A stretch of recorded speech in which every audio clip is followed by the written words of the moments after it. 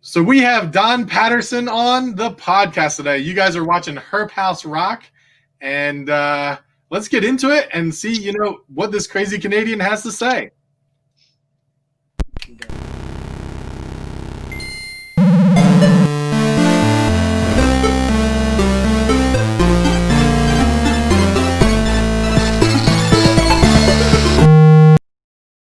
So, all right. Well, we're in. So, you guys waiting for me to get this going like always? Yeah, usually you're the first one to say that. I am the first one. Okay, well, Don, honestly, bud, I really appreciate you finding time to come on here. I'm pretty excited about this one. Same as always. When did you kind of get going in reptiles? When did breeding start for you? What was your first species you worked with? How far back do you want to go? I'm thinking the beginning. Probably the beginning. Go year one stuff. Well, I guess the first real species I had success with were carpet pythons, coastal carpets, rainbow boas, and Suriname redtails. Those are probably the first three species I actually successfully bred back in I'm going to date myself here, 94? The first year I actually produced babies. Before that, I had lots of other stuff with no success. Simple things that people breed now, no problem, like leopard geckos and all kinds of other things. But with no having success? all females and not knowing how to sex them didn't help much. So understandable. Those Growing pains, buddy. Those are the days of TFH books and pet stores with, I don't know, just hell. Oh, but look at where you are now, buddy. Yeah, there you go. Look at where I am now. So a little bit of, you started with boa constrictors and carpet pythons to get you going. I know you're still working with carpet pythons today. I know you still have your rainbow boas, but you're no longer working with anything Suriname, none of the bigger species, right? No boa constrictor species. I had too many worries with just too many species and spreads of diseases and stuff like that. It just started to make me a bit nervous, especially when my collection was so python heavy. I was just like, it's just not worth the risk. And I don't really believe boas have anything bad. It's more of a bad public perception if you're not careful.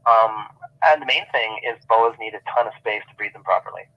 I think the biggest mistake we all made trying to breed boas was not giving females enough room to thermoregulate with extreme temps, like, down to 75 and up to 95 or higher.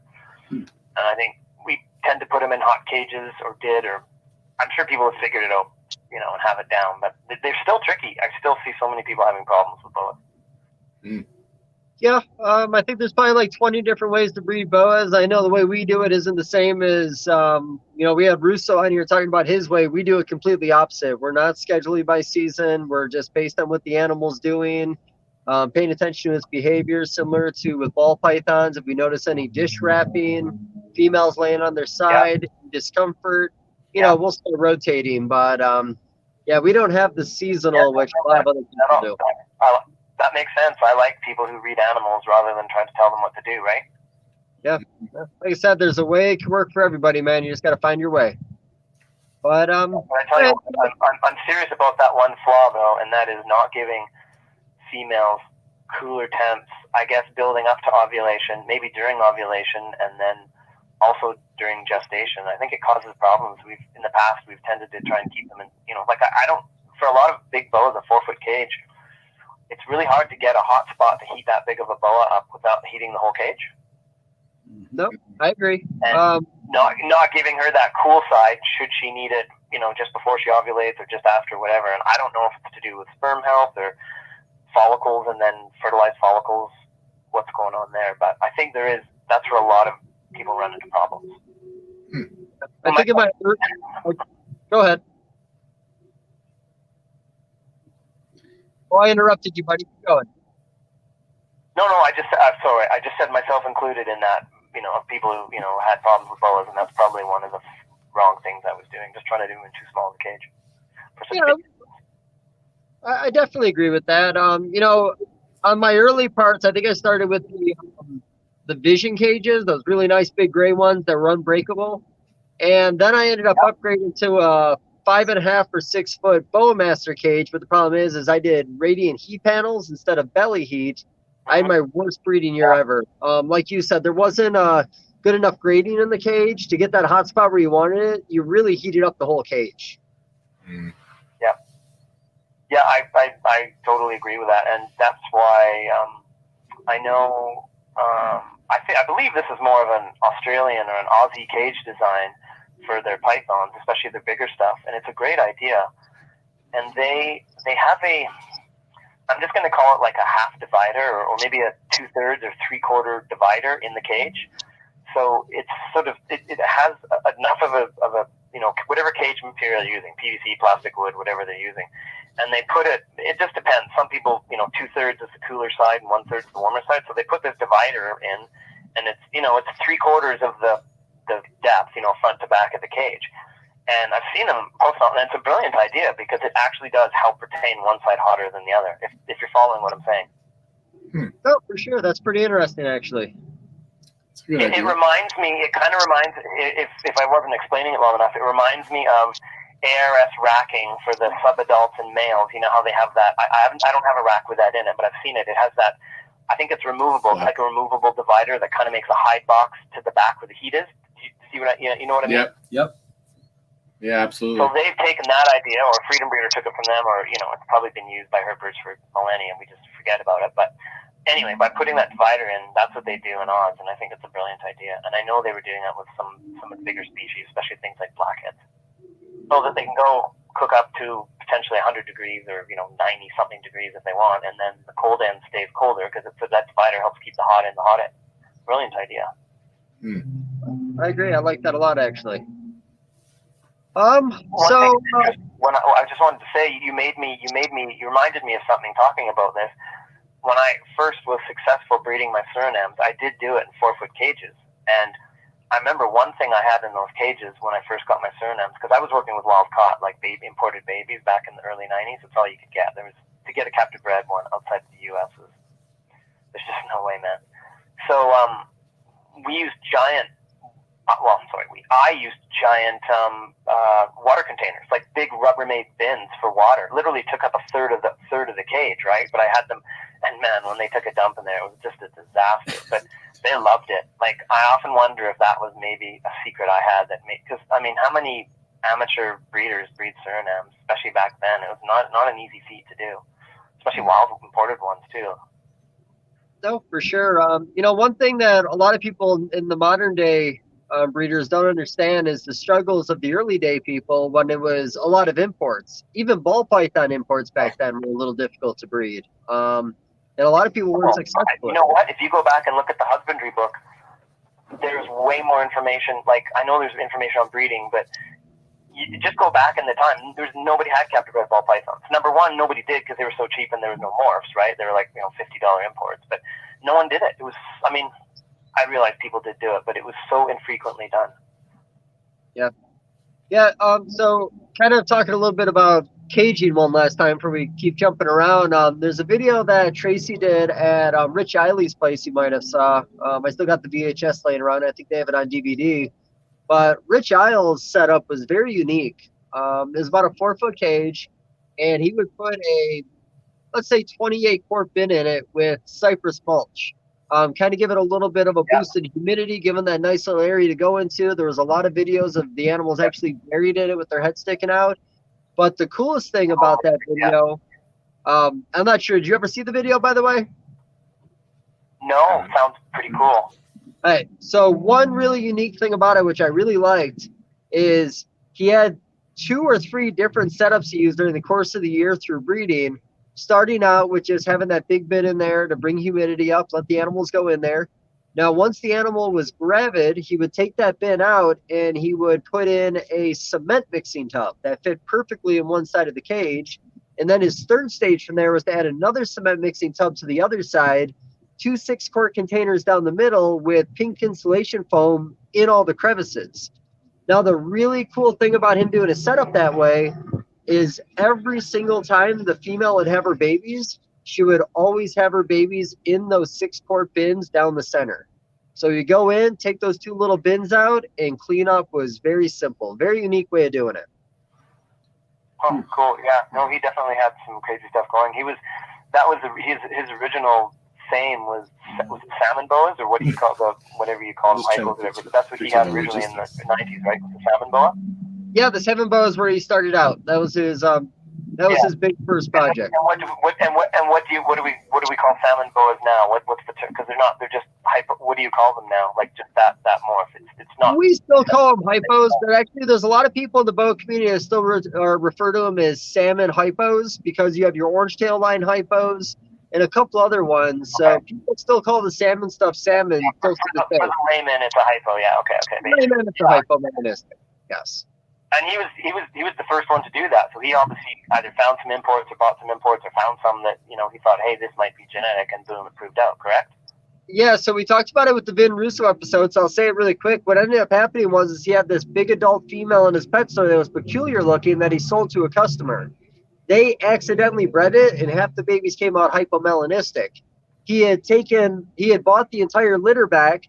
Year 2, they bred it again and were able to reproduce again these hypomelanistic looking babies.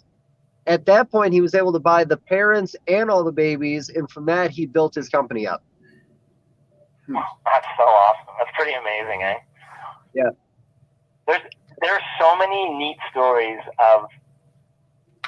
You don't really hear about this stuff anymore. It's such a different market, but there's so many, or different industry. There's so many fascinating stories on all the crazy scenarios that led to various breeders around the world finding, discovering, re-getting, buying back, trading back, whatever the hell they did, or flukily breeding. But all the different morphs, especially all the early stuff, even the pies. The pies was a big thing. I mean, Pete got one and nobody knew if it was genetic. So many people said it wasn't. Because when you looked at it in those days, it's like, that won't be genetic. There's no way. It just, yeah, it's crazy. I agree. Well, why don't we, because again, a great thing about you is you work with a lot of different species, which always interests me. Why don't we start talking about, this is for William. He wants to hear about your ring pythons. He obsesses over them. He has me asking about them all the time. Half the time I don't even say anything. Sorry, Will. But let's talk about getting into our ring pythons and some of the things that you learned about that species along the way, and some of the things you might be doing line breeding wise, because you had some pretty funky patterns come out of some of those last couple of years. Yeah, I've been lucky as far as some really interesting aberrant ones. The grass is always greener on the other side. I look at I see some in Europe, more like Britain. And I see some in the U.S., and they're super high contrast, really perfectly banded ones. I'm totally drooling over those. And then I hatch out these crazy ones that are almost all orange with black, it's black poo smears or something on them, or black ones with a bit of orange and stuff. And everyone's freaking out over those. So they're all cool. We're us reptile people. We're a bit crazy. We kind of want everything. All of that stuff is just polymorphism, as far as I know. I assume. I have not had enough time to raise stuff up, breed it back, and see how well, breeding a certain trait to another one of a certain trait, can you get more percentage of babies looking like that or more extreme ones. So there's still a ton to be left done. I've tended to keep stuff that's more solid black rather than solid orange. It's just, I don't know why. I guess it shows off the iridescence better, so it's something I like. But some of the ones I imported with aberrant patterns were higher orange and less black, more like probably orange with black polka dots as babies. Wow. And how did you start into them? What started you in ring pythons? Sorry, what was that? What started you in ring pythons? How did you get into them? Gotcha. Well, my first foray into ring pythons was a frickin' disaster. I ended up buying a proven breeder pair off a relatively well-known breeder out of the U.S. and waited forever for CITES, and it just just the bullshit we used to have to go through to get stuff out of there. And we finally got them, and I was pretty new. It was probably the late 90s, and I was still pretty green, so I never thought to resex them. I just never thought to resex them because I trusted so much what the sexes were when they came. Anyway, I actually had 2 females, and every time I put them together, they would try and eat each other. And some of the literature says, females can eat males. So I just kind of went with the flow and said, well, I guess they want to breed. Kept trying. So finally, I sent them off to a friend on a breeding loan. Or did I do a trade? It doesn't matter. I sent them to a friend of mine, and another relatively bigger breeder up here is named Henry Bjorn. And again, a long time ago, Henry probably doesn't even remember. So I sent him on breeding loan, or we did a trade, or whatever the hell we did. Anyway, he had a pair, so he put his, I don't know why he did this, but I guess he put his male in with one and it bred, and then he thought, well, hell, why don't I throw it in with the other one? And sure enough, he ended up breeding both females, and we were both just like, what? Like, and it was just so obvious, but at the time, that was a good lesson. It was a lesson in never, ever always trust what a human being says, because the animals don't lie, but human beings do. Not that I was lied to intentionally. How about make mistakes? So anyway, It was a good lesson. So I actually didn't start breeding ringed until my Henry bred them, and then I got my animals back or some babies and raised them up, and that's when I started breeding them. And then by the time I actually started breeding them myself, then the ball python thing was taking off. So now, I couldn't give you a year, probably the mid 2000s, I guess, 2004, 3, 5, I guess, the ball python thing. It's hard to remember.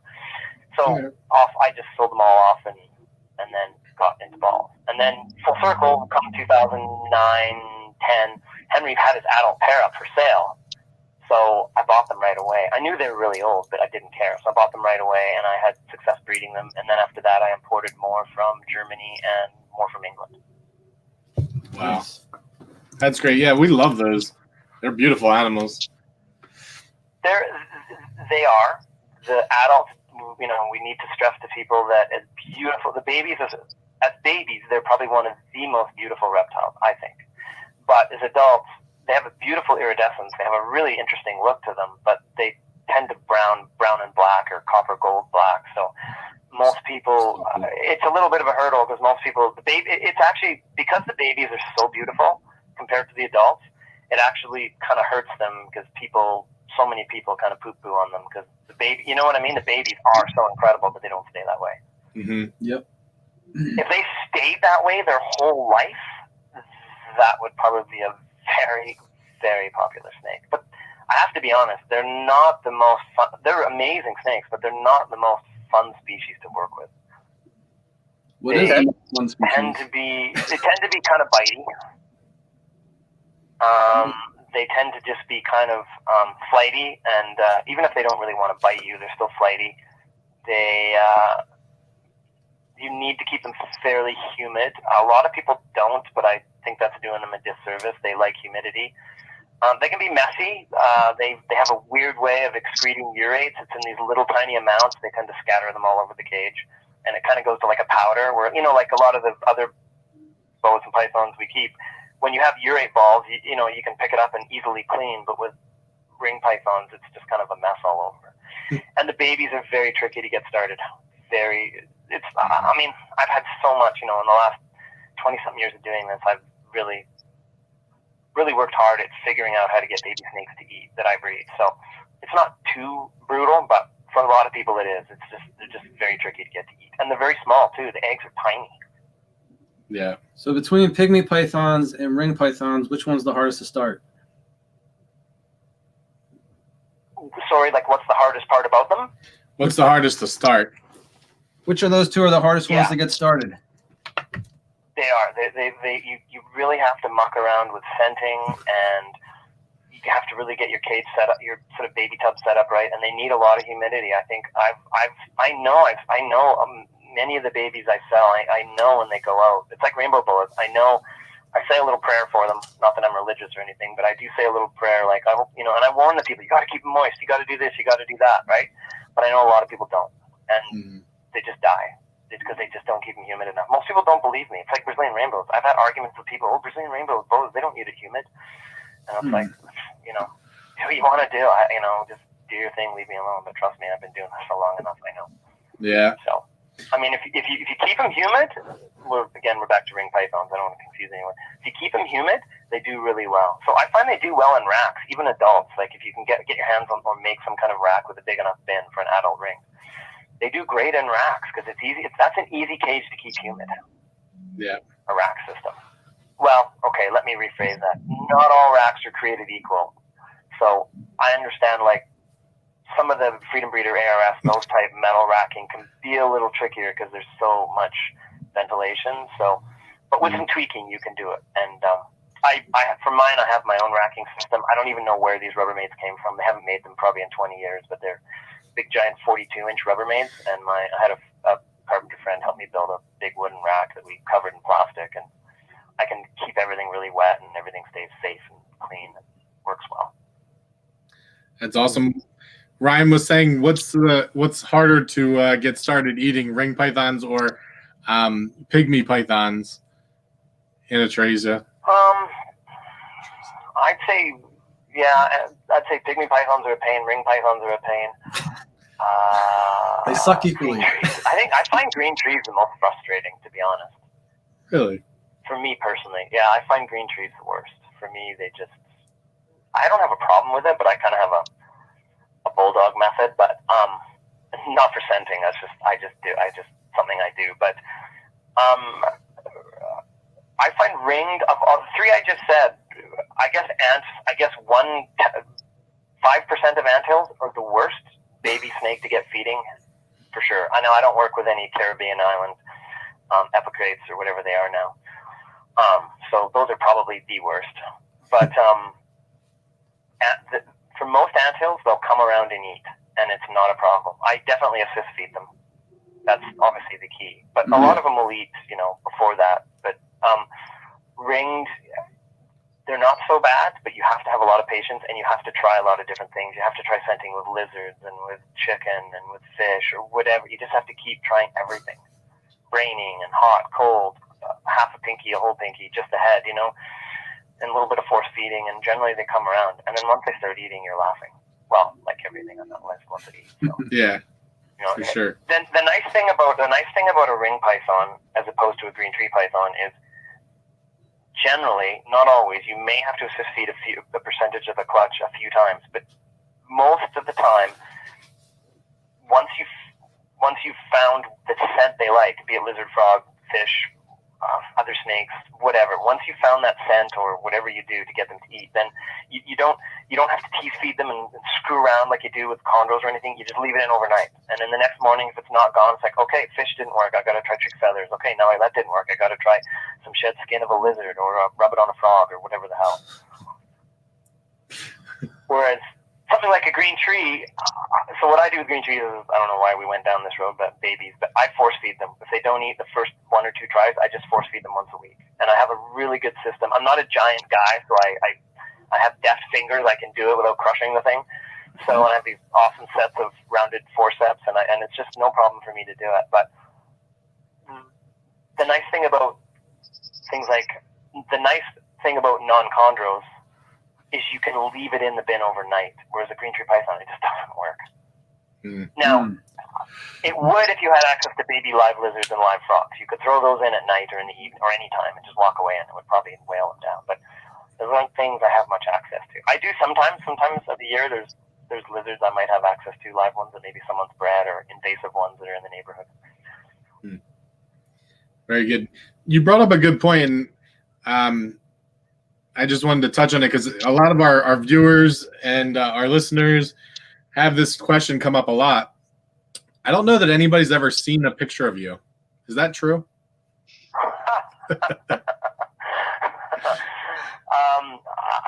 I'm a little bit of there's a little bit of Where's Waldo in me, that's for sure. I tend to be a fairly private kind of person. I don't mind, I've always done podcasts, no problem. But there's a few reptile friends of mine that I've probably sent pictures of here and there, but very few. And I probably have something here I can blackmail them with if they don't. And no, I was not in a horrible car accident or anything. We need to invent a better lie. I don't know what. So, but yeah, I'm a little aloof to say the least. I'm way on the West Coast. I live on a giant island. Just kind of do my own thing. Yeah.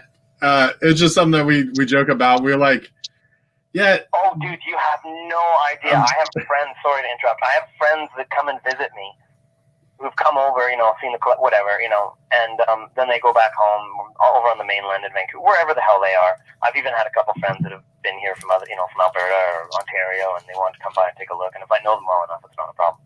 Yeah. So then they go and tell people, and please, I'm not the big deal. It's nothing to do with me per se or anything I've done. It's just the fact that they've seen me physically, because I don't do shows or anything like that. So right. Yeah, it's a good joke between a lot of us. So that's funny. There's a lot of talk about tying me up and doing some very bad photos and putting them on the internet, so I have to be careful. You never know, right? What? Be careful who your friends are. Yeah. We're hoping to get a picture that we can, post of you on here that's like maybe one of your glamour shots. Has to be like perfect. Yeah. You like holding your fist. A glamour shot. Yeah. So, yeah, I'm pretty reclusive. So how many species? I guess it's just part of the. Maybe that's why I enjoy reptiles. I bond with them well. How many species of reptiles you working with right now? We'd have to count, but over 10 at least. I mean, it's a little dicey because where do we want to lie with the carpets? Do we really want to split them up into species? Because it's kind of cheating with some of the carpets splitting up into species, because I know they are separate species, but they pretty much maintain and keep the same. I think you would probably agree with me on that. Yeah. But I haven't bred all the carpet pythons, obviously. But I've bred most of the commonly available ones. So I think if we want to pull my a little bit of bravado out, I think I'd have to go double check, but I think I'm at 18 species I've bred of reptiles. Nice. And what is somewhere around there? And this year I get to add a new one. I'm not going to say what it is until they hatch out. It's nothing super. It's super exciting to me. It's an Antirrhagia species, but most people probably wouldn't give a shit. But I give a shit. Yeah, so I'm hoping to add it. Sorry? I give a shit. Okay. I mean, we could go through some of them right now, but I don't want to. This isn't the. This is part of it. We want to know everything about Don. Yeah. What was that? Sorry? I said the whole point of this is we want to know everything Don. I want to hear all the species. Okay, well, here we go. So, carpet pythons, I've bred Brettles, I've bred jungles, I've bred coastals, I've bred IJs, I've bred diamonds, and I think that's it for carpets. Yes.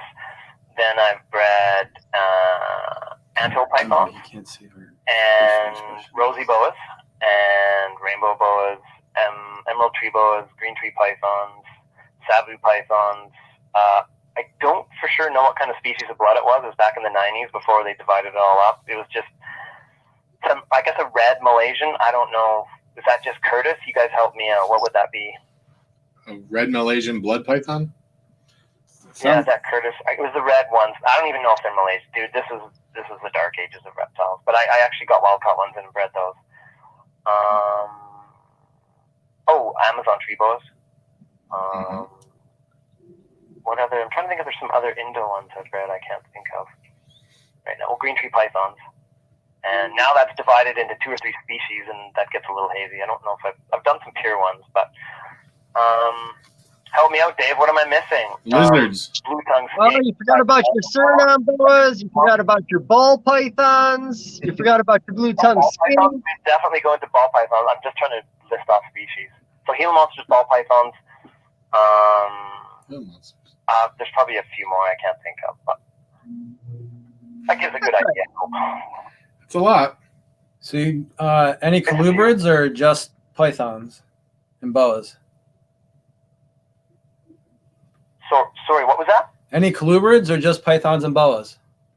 Oh, any colubrids? No, I've had lots of colubrids, but I love them and I get all into them and then I keep them for a couple months and I'm just like, I don't like these things. Get out of my life. Yeah, they're so amazing to look at and they're so cool and I love them all, from king snakes to milk snakes to Asian rat snakes. They're amazing. But no, I don't think I've bred a colubrid. At least none comes to mind. None comes to mind. But I do love them, and they are incredible. But I find them a bit messy, and then the whole cooling thing for me, for the North American ones, the hibernation thing, just kind of something for a lot of the stuff I've traditionally kept over the years. That's not something I would do. So it's hard for me to provide for them. And then with the Asian rat snakes, they tend to prefer cooler temperatures, and that's not something I can easily accommodate them in summer. So I just said, and I find them smelly too. I don't know if I'm just used to gross python stink or what it is, but I just find colubrids can be rather smelly. I love them though. I'm not dissing them. They're like rhino rat snakes, and I think one of my favorite reptiles, honestly, is a black and white banded cow king. It's just how do you beat black and white banded cow king? Like, I want one. If I saw that, I don't do reptile shows, but if I went to a reptile show and someone had a wicked one, I would just buy the damn thing just for fun. Right on. Do you guys do any bluebirds? What about you, Dave? Oh, well, you know I do colubrids, but, you know, pretty limited. Just corn snakes, hognose. We just have a scaleless rat snake project we bred for the first time this year. We've got... And you're quite into corn. You guys do quite a few corn snakes, or at least you like corn snakes, correct? Well, you know what it was is, you know, I used to go visit Junior and Senior at JMG Reptiles, and Senior had been working on corn snakes for years, and you know, I always found them fascinating, but I was more of a boa guy and skink guy, and I did some python stuff. So corn snakes were never really something I thought I'd get into, but every time I go over and see Senior's collection, I was just awed. And I just kind of always put it out there that the day came and decided not to work with him anymore because I knew he was getting close to retirement. I'd be interested. And long story short, it was I bought out half his collection, and then I bought out his other half of his collection afterwards. That really was it. It was just... It's interesting how things can come full circle like that. Like you go visit someone that has that type of species that you think you'd never get into because you're into what you're into, you know, and then suddenly you're like, holy, those are amazing. Why? Yeah, you just have to have them, and you just realize that, oh my God, why don't I have these? These are amazing. You know, I hear you. No, I couldn't agree more. The only thing I will say is that I haven't done the collection justice because he spent 12 to 15 years line breeding and just really getting the best he could out of the animals. I haven't taken it to the next level. I've been a little more generic about my pairings. It's just something I kind of have done for fun because, again, I really like the vanishing pattern stuff, the coral ghost stuff that he has. It just, I don't know, something about that stuff always really intrigued me. But again, I haven't done anything to take the collection further. I've had it for almost 4 or 5 years, so I'm almost ashamed to say it. But hoping over the next couple of years, adding a few more genes to it and working on some other line breed ideas, hopefully do something worth talking about. Yeah, well, roaming a day, you've got a lot of stuff on the go probably. So, you know, I mean, you know, you can only do what you can do. So, you know, but they're hardy, so they're going to be there for you when, you know, when you have time or whatever it is you need to do or get the other ones you need to do to breed them with. And we've been holding back X amount of stuff every year, slow growing it. In a couple years, we'll have some directions we'll be taking it, but right now it's really the early stages, in my opinion. Yeah, no, I understand. But fun thing to be working with, though, right? Oh, no, I love it. I mean, who doesn't love something that can produce 20, 30, 40 babies a year? I mean, it's just exciting seeing that many over and over again. And talking to Senior, and I'm sure somebody has done better. I think it was a Miami, I think it was a Miami corn, gave him 72 or 78 eggs one season between 3 clutches. They got very small eggs compared to other corn snakes further north, so just a much larger clutch size. But yeah, that was the best he'd ever done, and that might have been for the Terrazzo project, possibly. I got to think back. Like I said, too many reptile conversations. Sometimes you can't remember them all the way through, but yeah, his best was in the 70s. Wow. That's insane. Yeah, that's pretty cool. But so let's just really quickly back to colubrids, especially things like corn snakes. You know, I think if you breed something, it doesn't matter what it is. Like, you could look down on any commonly bred species and, you know, have this attitude that you're better, but it's bullshit because no matter what you see hatching, it's so damn cool. I don't care what it is, like leopard gecko, corn snake, king snake, boa python, well, not boa, sorry, python, or a boa litter being born, whether it's a rosy boa or a, you know, something really common. It's still amazingly cool. It just doesn't matter what it is, to me anyway. No, I'm the same. I don't care what we're hatching out here or live birth. It doesn't matter. I love producing animals. I really enjoy that. No, totally I know. But you know, this reptile racket is like having Christmas like feelings like when you're a kid. It's like having that multiple times over a year. Because there's, you know, if you're truly breeding, you know, I mean, there's nothing wrong if you're keeping reptiles for pets, but when you're actually breeding them, it's so every year has so much, even for all the crap and shit that happens, there's still lots of excitement and fun stuff to look forward to. And you just, this sounds sappy, but you feel like a stupid kid because it's so fun and exciting what you might get or not get. It's just crazy. It's a pretty amazing hobby. Mm-hmm. Yeah. I mean, if you can't get a rush out of this, you probably shouldn't be in the hobby. Yeah. Totally agree. Or But, say at least a rush out of something you're breeding. Maybe not everything every year, but yeah, I'm with you. I agree. I mean, it is possible to burn out on species. I think we both would agree on that, right, Dave? Well, I'll let you know in a couple months after this ball python first runs over. I don't know if I can burn out, but I don't even want to talk about the numbers. We're having a pretty good start. I hear you. I know.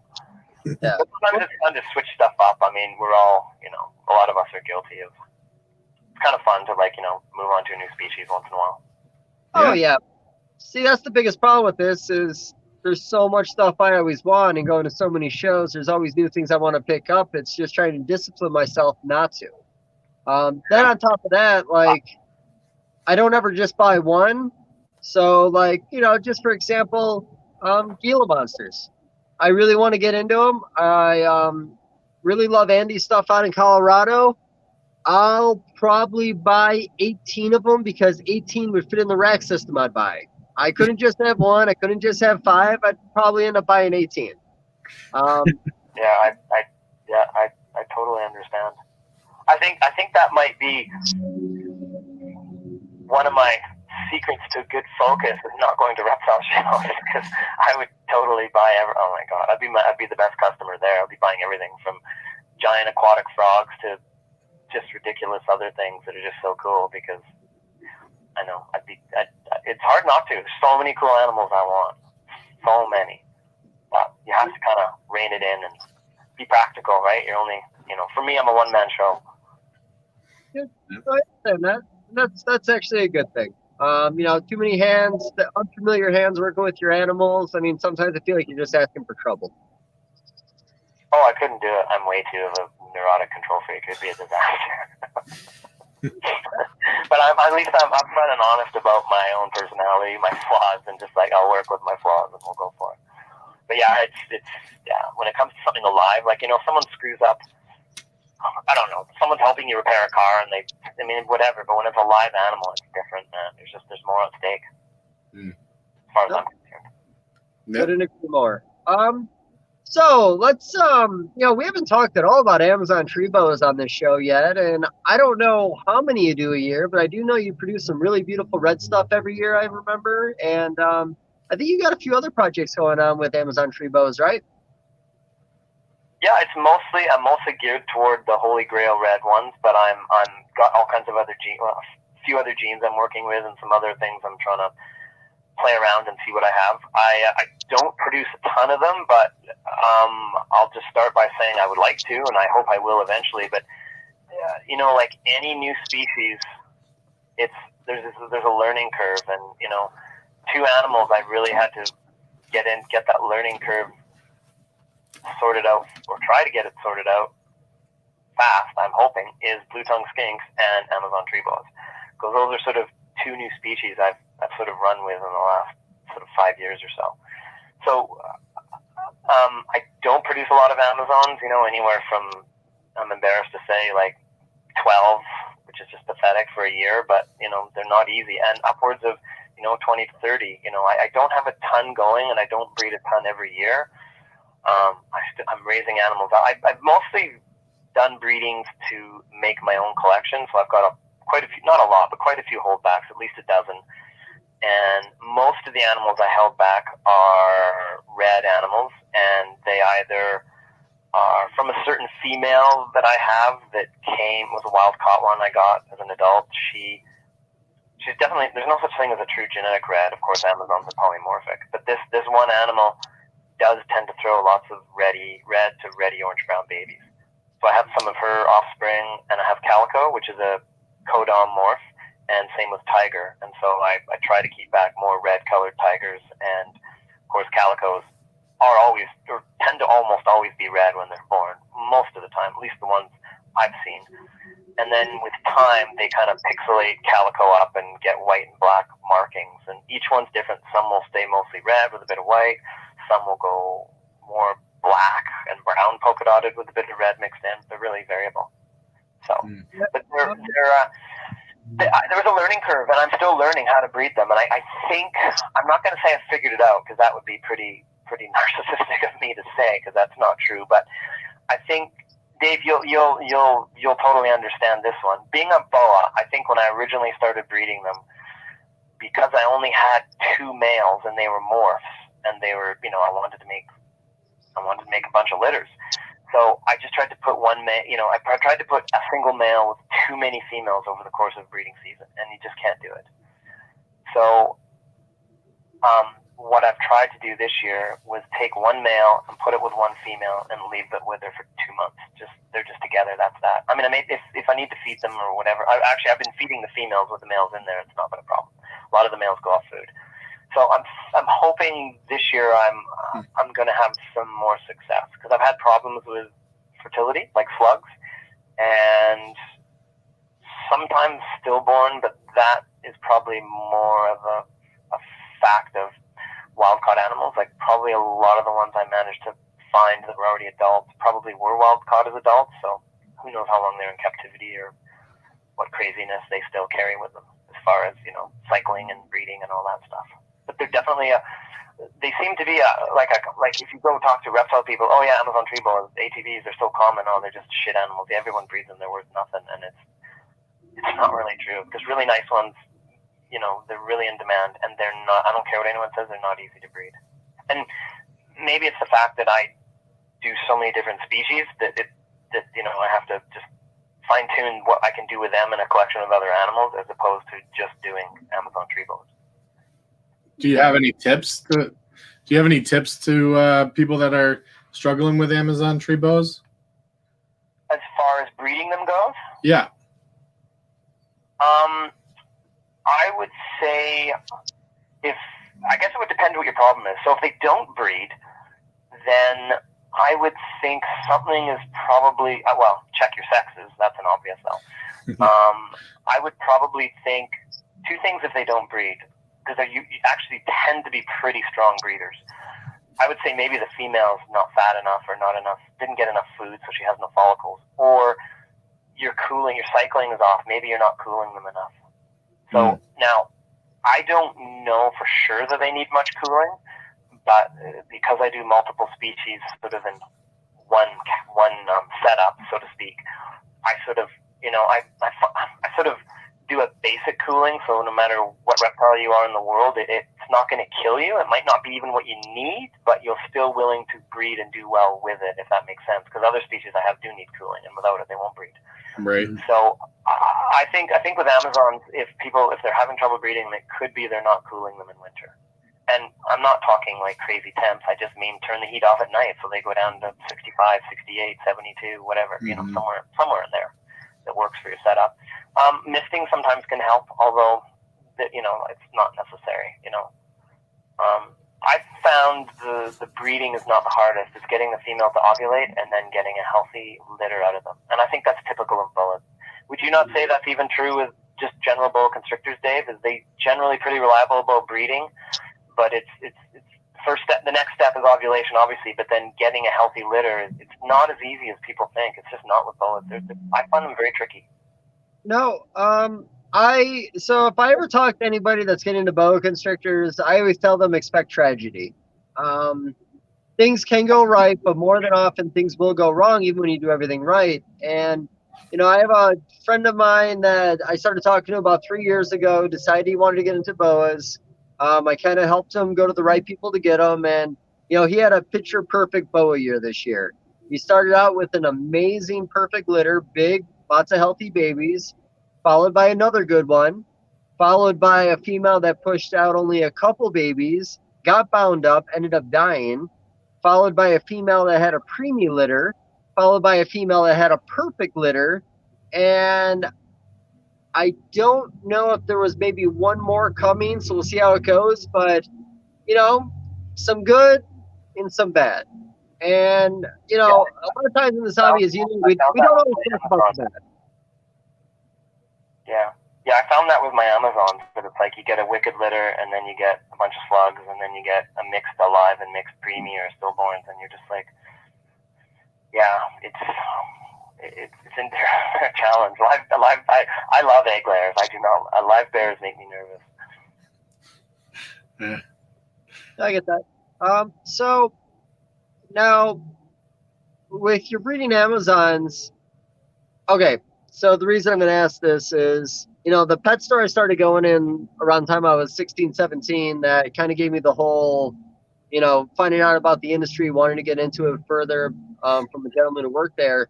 They had a 1.2 group of Amazon tree boas there, and they kept them together year round. And every year, one out of the two females would always give a good litter. And early on in the hobby, I would buy all these random little ones like your brown and your yellow and your one that had a little bit of a green tint, a little bit of an orange. Never got anything red though. I guess what I'm getting at is, have you ever tried colony breeding or year round, maybe keeping a species like that together and they go when they go?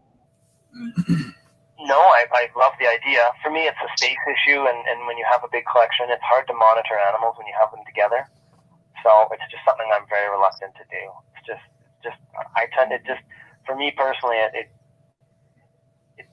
really, when you have animals housed singly, you have the advantage of, don't take this the wrong way, I'm not saying like ridiculous neglect, but a little bit of neglect because there's other things you have to concentrate on that week or whatever is going on, you're okay. But when you have multiple animals together, things can get kind of ugly if you're not careful. So I tend to shy away from that all the time. Like if that was the only way you could breed them, I guess I would do it, but I wouldn't feel comfortable. I like having each animal on its own. I just know they're safe. But I could totally see it working. What you said with those Amazons in the pet store, it reminds me, and I know I've mentioned this before to lots of people, is the classic tale of, let's say a high school teacher has a pair of boa constrictors in the science lab as just, classroom pets or whatever. And every other year he gets a litter of boas, right? And they're nothing fancy. They're just normal boas. And he doesn't do anything special. They're just they live together in this giant cage, or whatever, 6-foot terrarium or whatever in a classroom. He takes them out every couple of weeks or whatever, gives them a rat or rabbits, whatever the hell they need, and, back in the cage. And of course, every couple of years he gets a litter. But as soon as and he doesn't give them any attention. He just cleans their water, feeds them, ignores them. Whatever happens, happens. But, the breeder goes and gets, 3.3 or 4.4, whatever the heck it is, these awesome boas, sets them up in this wicked caging, does everything perfectly. And can he duplicate the success that teacher had? No way. And I don't know what it is. It's just really bizarre. But, we hear about the times where that accidentally happens, but, accidents happen. There's no consistency there, like you said. There's too many variables in it. And, we figure out a way to do it. They get lucky doing it that way, but it might only happen that one year. Yeah. And that's kind of where I am with the Amazons. I really think that the males, and it's common sense with boas. For some reason, the females and males need more time together. I don't know what it is. I guess maybe female boas, maybe it's harder for a live bear to have the energy to make a baby. Therefore, the male needs to be around longer to get her to ovulate or something along those lines. Maybe boas, maybe for boas it's a bigger risk to give birth than it is for a python to lay eggs. I don't know why I'm thinking this. I just sort of thought of this right now. But there is something up with that for sure with boas. I mean, I'm sure there's a fallout in the wild with female boas after they're gravid. We'll never know what those numbers are, but I don't think it just happens in captivity. Yeah, I know, and I guess in the wild, if female boas have crappy litters, I mean, do they just turn around and eat it all, or they just slither off and within minutes, whatever else lives down where they are, the mammal, reptile, bird, whatever, just eats it, gone, gobbled up. Wouldn't surprise me. I've seen that with Kenyan sand boas. Of course, we've seen them with anacondas. I can't think of any pictures I've seen over the years with Colombians. Now, it doesn't mean that Colombian red tails won't do a thing like that. But yeah, nothing I've seen yet. Yeah, but maybe for some reason boas, because they gestate inside, whereas a python on eggs can just leave them and run off into the wild. Maybe boas, because they're carrying those babies for so long inside them, maybe it's a bigger risk to their life, and so before they ovulate, they really need a perfect scenario. I'm not too sure. Yeah, that'd be interesting. We should have talked to my plan right now is to try and leave my Amazon males. And, I've heard of other people doing this, and I sort of picked that up off other people, and I kind of knew in the back of my mind. But my plan is, when I try breeding them, is to leave the males with the females for as long as possible. And this year I did that with a bunch of pairs. I just threw the males in, literally till the females ovulated. That's not a bad thing. And, talking to Vin about just food cycling. Now, I've never done a lot of research on the whole food cycling. And when he told us with his boa constrictors that he feeds heavy until he puts them together, and once he puts them together, he completely stops feeding until he gets an ovulation, which sounds ass backwards from everything that I've ever learned over the years, because food intake has so much to do with follicle development. It didn't really make sense, but it works for him every year, so there's got to be a science behind that. Yeah, so he's feeding heavily as he starts cooling. Is that what you're saying?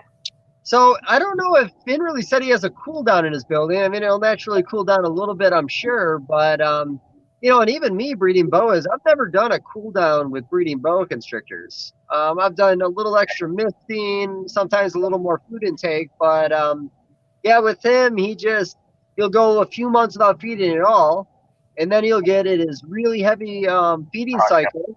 And then he'll introduce. Yeah. But then that entire time during introduction won't give him a single meal. Mm-hmm. Yeah.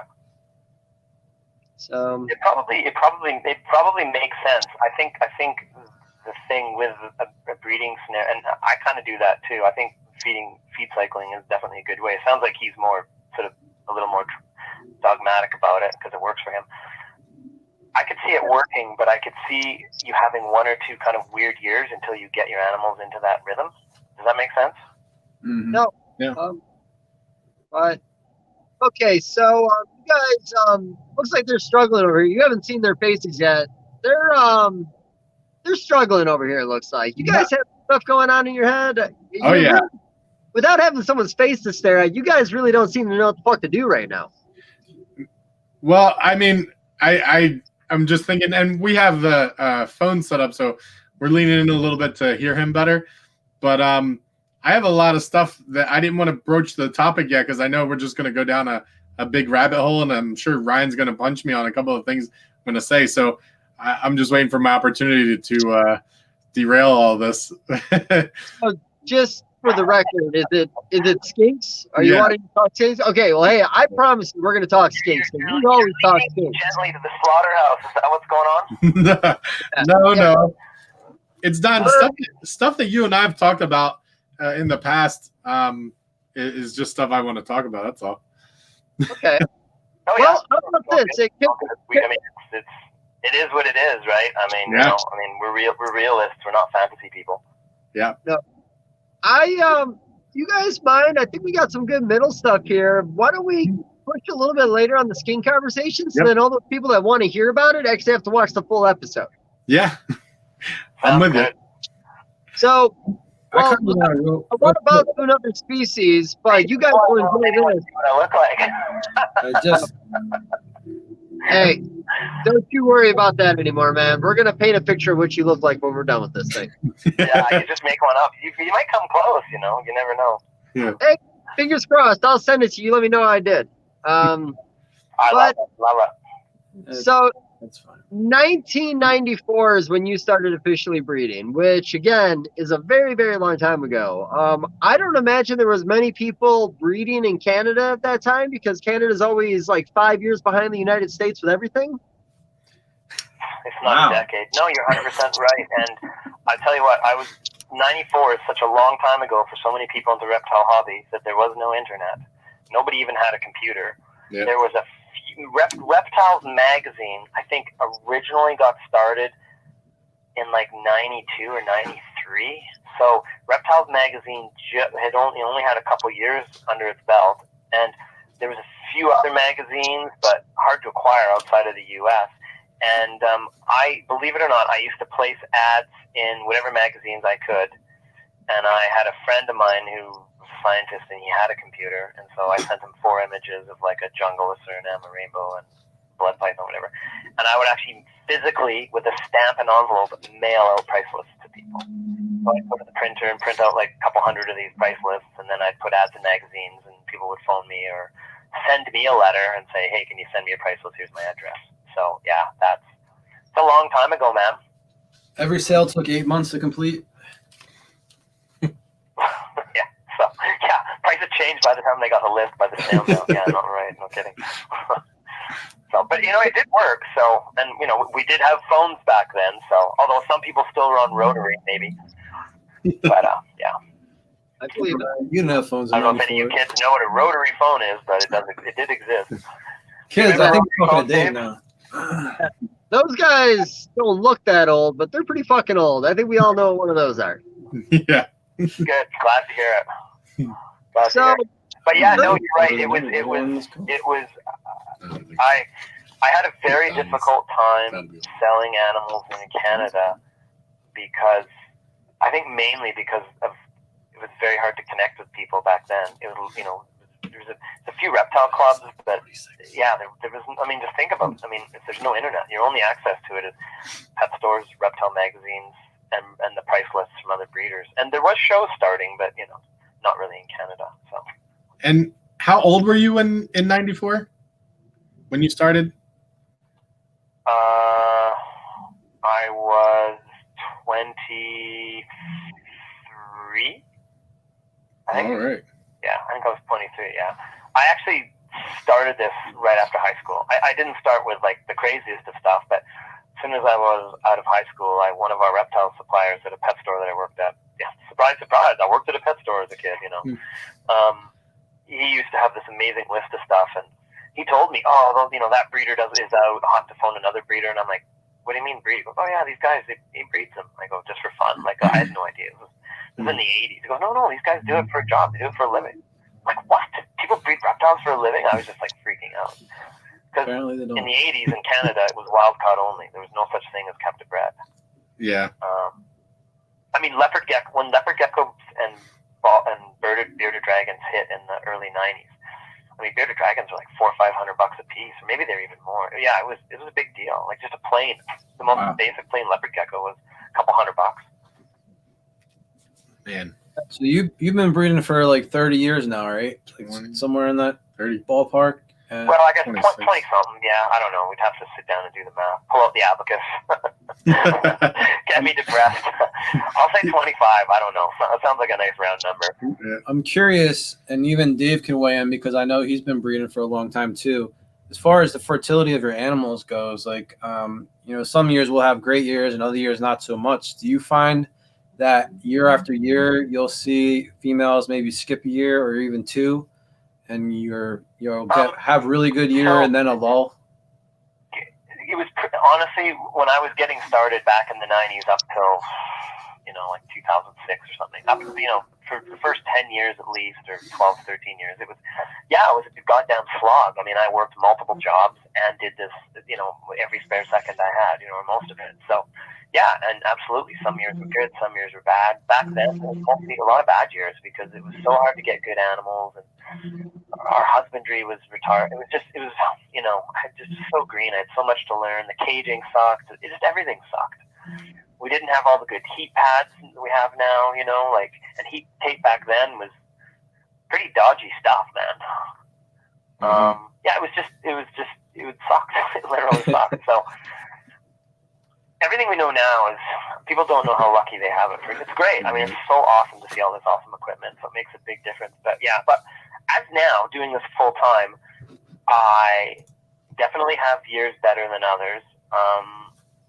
I try and have enough animals I pair that even if shit hits a fan and it's a total disaster, I still have enough to pay my bills for the year. So, I do all right. I'm pretty dedicated. I don't have much of a life, so I do my best to make sure I have enough money every year to do well. And some years are better than others, but honestly, when I do my taxes at the end of the year, there is sort of a range that it stays in a pretty consistent range. This year might be different. This year is making me a bit nervous, though, so I don't know. This year could be the year what you're talking about. Doing a drum roll here, but traditionally, as years went on, doing this full time and expanding my business, I'll just be honest, the income increased, and then it sort of reached a a point that I don't think I could ever go past that as one person, unless I had some amazing new project that was worth a fortune. Because at the end of the day, there's only so much one person can do. Like, I try and live within my means as far as animals to maintain and a business to run. Like, I just, yeah. You know what I'm talking about, Dave, don't you? Yeah. Oh, I know all about it, buddy. Yeah, it's tough sometimes. You really have to, it's like, you know, there's lots of cool animals I'd love to get, or species to try, or morphs, or whatever, but you have to kind of just choose carefully, because it would be too easy. You know, it's like one in the hand as opposed to two in the bush. You know, it's so easy to overwant stuff, and then you can't do the basic stuff because you're just too overworked with all this stuff to try and maintain, and breed. So. Yeah, but overcommitted. I'm lucky. I'm lucky. I've been able to keep my year in and out pretty consistent, and I guess that's because I'm a one-man show, so I'm responsible for my own mistakes, and I try not to overload myself with too much to do. I do fail sometimes, but I try not to. So it's all part of it. And as I say, I think Dave would understand this really well too. This is all I do. I don't do anything else. Literally. Nothing. I haven't left my house in 14 years. Yeah, I don't lead the most extravagant, exciting life. Definitely, you know. I mean, I'm kind of your blue collar grinder breeder. Dave knows all about those as well. You know. Yeah, I feel like this hobby is always going to be a grind for most people. Yeah, no, and we're lucky. This is a pretty amazing thing to do to make a living. I mean, I'll put it to you this way. I can make way more money doing this than I ever could going out to work, because I have no fucking skills, man. Obviously, I've built a ton of skills doing my business, but I do not have any skills on paper. I've got nothing. I know that. No post-secondary education, no nothing. I was never an educational kind of kid. I hated school. Yeah. So as soon as I got out of high school, it was like, I'm going to sink or swim with this. I don't care what happens. I'm doing it. I got lucky. Very That's lucky. awesome. So in the early days, because again, I like some of the older stuff, and I know there's probably some things here that probably surprise some people. Can you tell us a little bit about the development of the Canadian market in general? Because, I mean, honestly, you had to be one of the early pioneers and breeders in Canada. This is going to sound like Don's little sad tale. Not really. I was kind of, I was so far west. There's nothing out here where I live. I was just pretty much a nobody. It was all centered around big cities, like especially Ontario. There's a big herp scene in Ontario. Lots of guys out there keeping venomous, and it's just, I don't know, lots of douchebags out there back in those days. All thought they were amazing, but no, you know what? I might have been, but I just here's what I did, Dave, right away. The first couple of years, I had trouble selling in Canada, and I was just like, I just said to myself, this is fucked.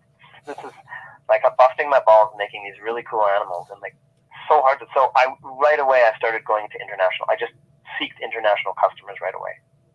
And that is what worked for me in the long run. So honestly, in your answer, yes, the hobby did come in a long ways, but there was a big hobby in Ontario. I mean, remember, like the Toronto or the GTA, the Greater Toronto Area, it's like the third or fourth biggest city in North America. Mm-hmm. So there were a lot of breeders there, but there wasn't so much. Like, shipping was a big deal back then. I mean, it was only airlines. You couldn't do it with courier. So, and there wasn't people didn't even really know about shipping or even want to do it. Like, it just wasn't a thing. And as I say, it was hard to advertise to people. So,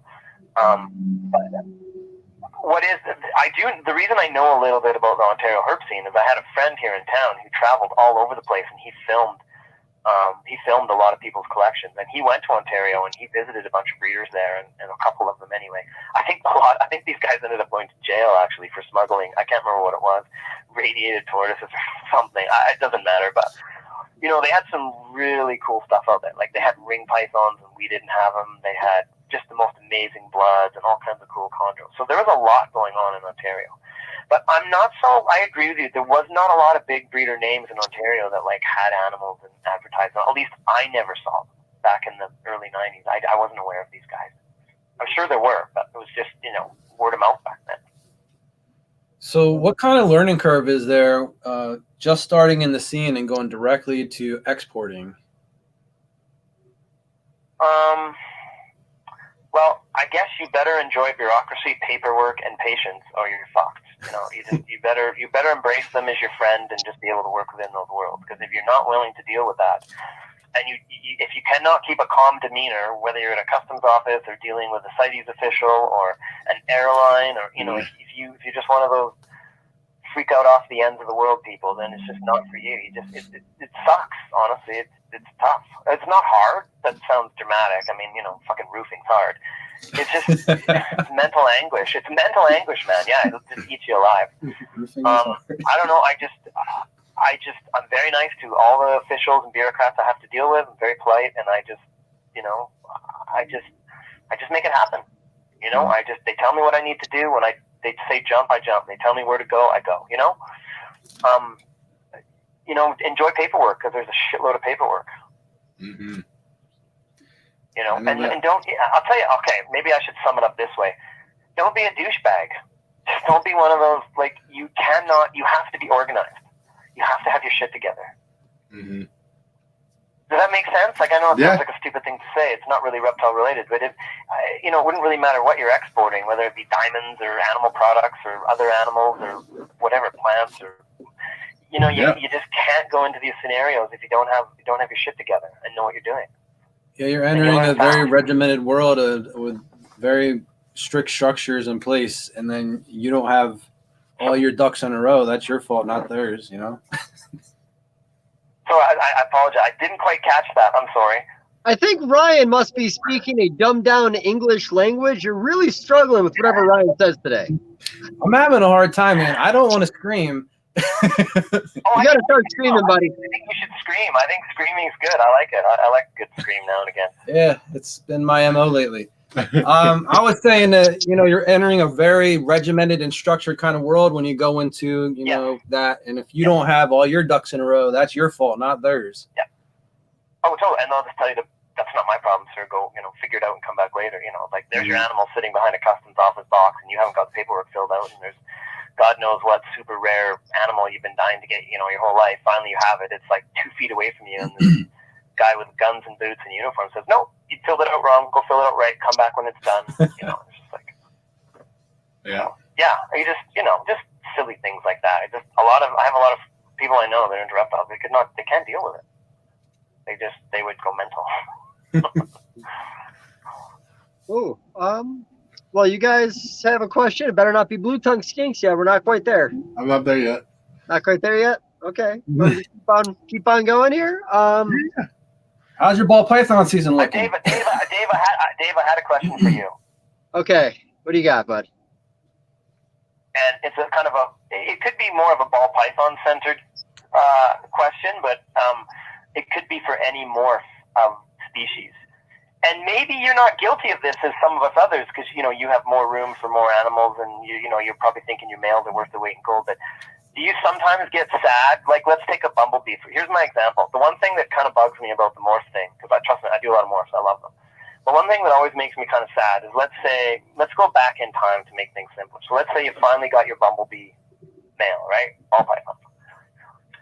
So you breed him. He's doing great. And then, after like 2 years, you've made a bumblebee Wookiee asteroid ball, and you don't need your bumblebee male. And like, there's this wicked ball python that has served you so well, bred for you, made you all these babies, and then, I'm not saying you per se, I'm not even saying me per se, I'm just saying the hobby per se. Fuck, the thing's up for, the minute he's bred that last female that year, that fucking male's up for sale and gone like the shit he is. I sometimes get kind of sad. I mean, the reason I get sad with that is because I'm guilty of it too. I'll get in a clown male and nobody has, my first clown male and bred it, and then I made pastel clowns. I don't need the clown male. Off he goes. Off with his head. Boom. Next, What do you think, Dave? You get sad about that sometimes, or that's just me being pathetic about animals? I'll be honest. I really feel like the whole time you're asking me that question, there should be some kind of sad music playing in the background, like really deep sad music. Because that collection, that question over too. I could have drummed yourself really sappy, yeah. But what do you think? I mean, it's kind of lame, but here's what I'm getting at, though. If you, and I'm not trying to put species breeders on a pedestal above morph breeders, because I do both. But the beauty of breeding species, let's say I have this amazing jungle carpet male, and let's say over time he will get ugly, but it's to do with age, not genetics. you will have that thing his whole life. Well, it's always going to be maybe, valuable. but what if you produce an even better version of them? Pardon? Well, the same law or the same deal, like when you're talking about how sometimes it's easier to work with a species that's not morph driven. You know, what happens when you have a really nice black and yellow and then suddenly you make a blacker, more yellow male? Do you replace dad, or have you always just kept that dad around? Probably if it's a species, you keep that dad around because you know you're going to need him. But morph, the thing is, the morph thing is so quick and fast to die. I know that if I keep that male original jungle, that he's still worth his weight in gold to me because jungles are at a set value. They don't go up and down much. They just, you know, nice one's worth a bit more, but there's a set value. But the morph thing is just, it just drop. It just drops so fast that guys are just like, I've seen it. Like, I've seen guys just, oh, my male, he's my 12-month-old male ball python, such and such more. If he bred his last female, he's for sale. It's just like, holy shit. Well, you know? There's so many variables in that question, and I'm not trying to sugarcoat this in any way because everything you're saying is right. You know, especially talking ball pythons. It's bad. And it's just no. It's keeping up with the Kardashians, man. Like the reality is, you're doing a project and you got these males around you've been working with for a few years, and suddenly you're like, holy shit, they're out of date. I can't do what this guy's doing. That suddenly intrigues me. What is it going to take? And, you know, the variables in this being space. You know, one thing that I thought was kind of neat, and I mentioned this before, when I got to see Ralph Davis's house, he had a CB70 rack system. I think it was an ARS rack system.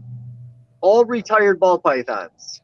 Just fed them and took care of them. He just had retired. He was done breeding of ball pythons.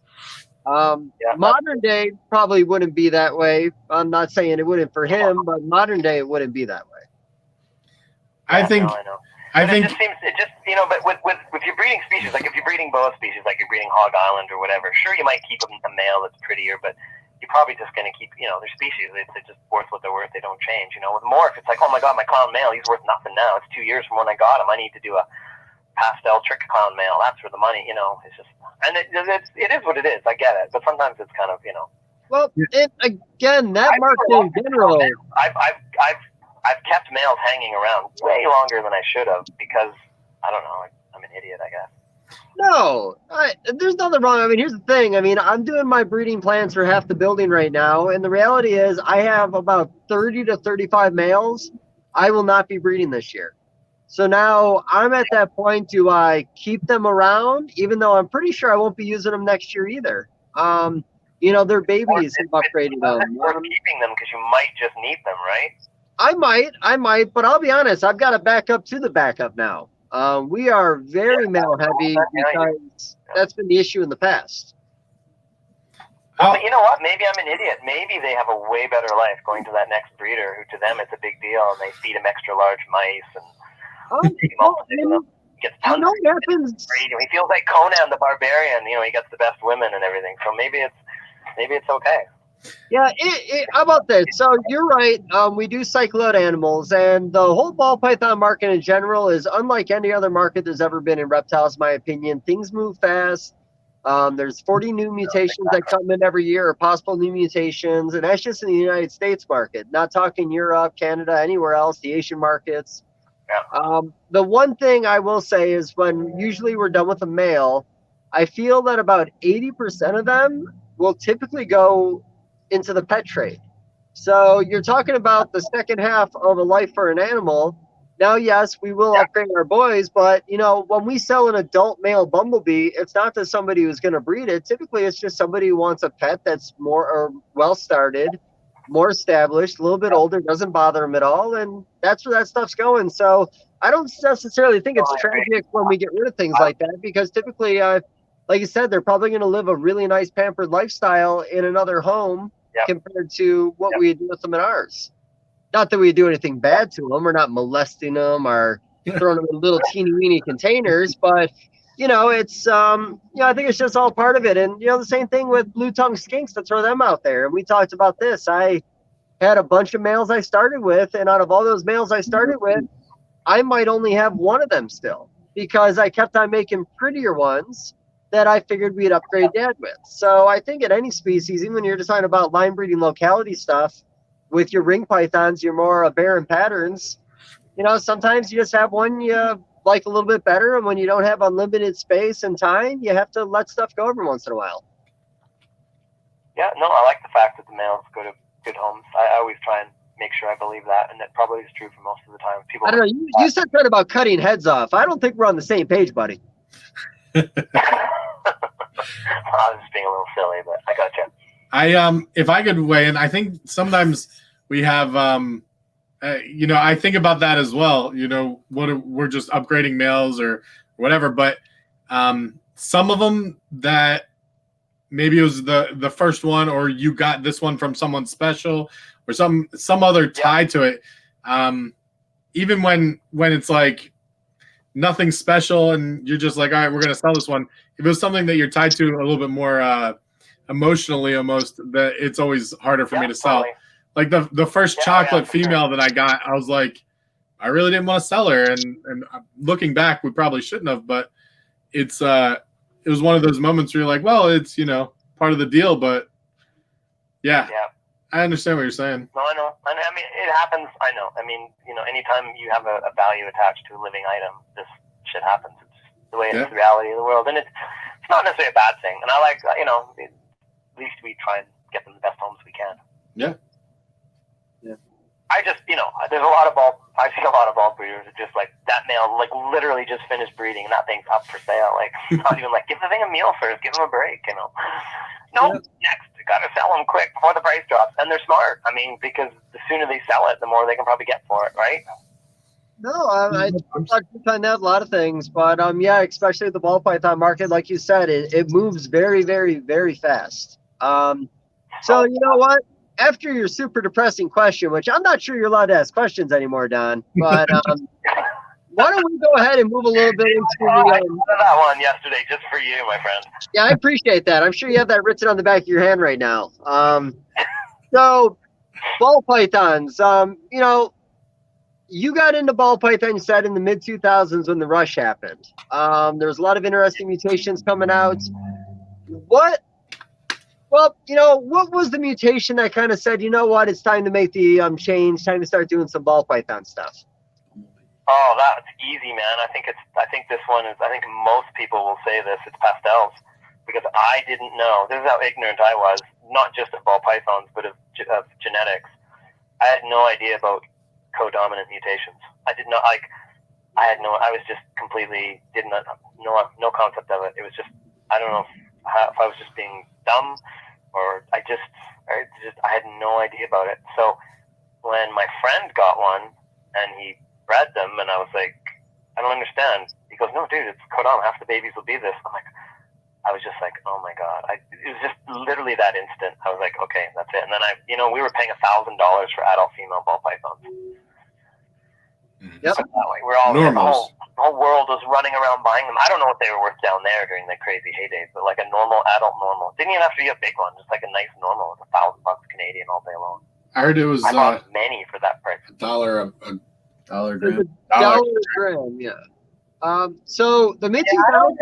I don't think I would. Yeah, I don't know if that was quite true, because 1,000 gram female is pretty small, right? But definitely, 50 cents a gram for sure, because that, that'd be a 2,000 gram female, or 1,800, 1,900 a gram, $1,000. We got to convert it to Canadian.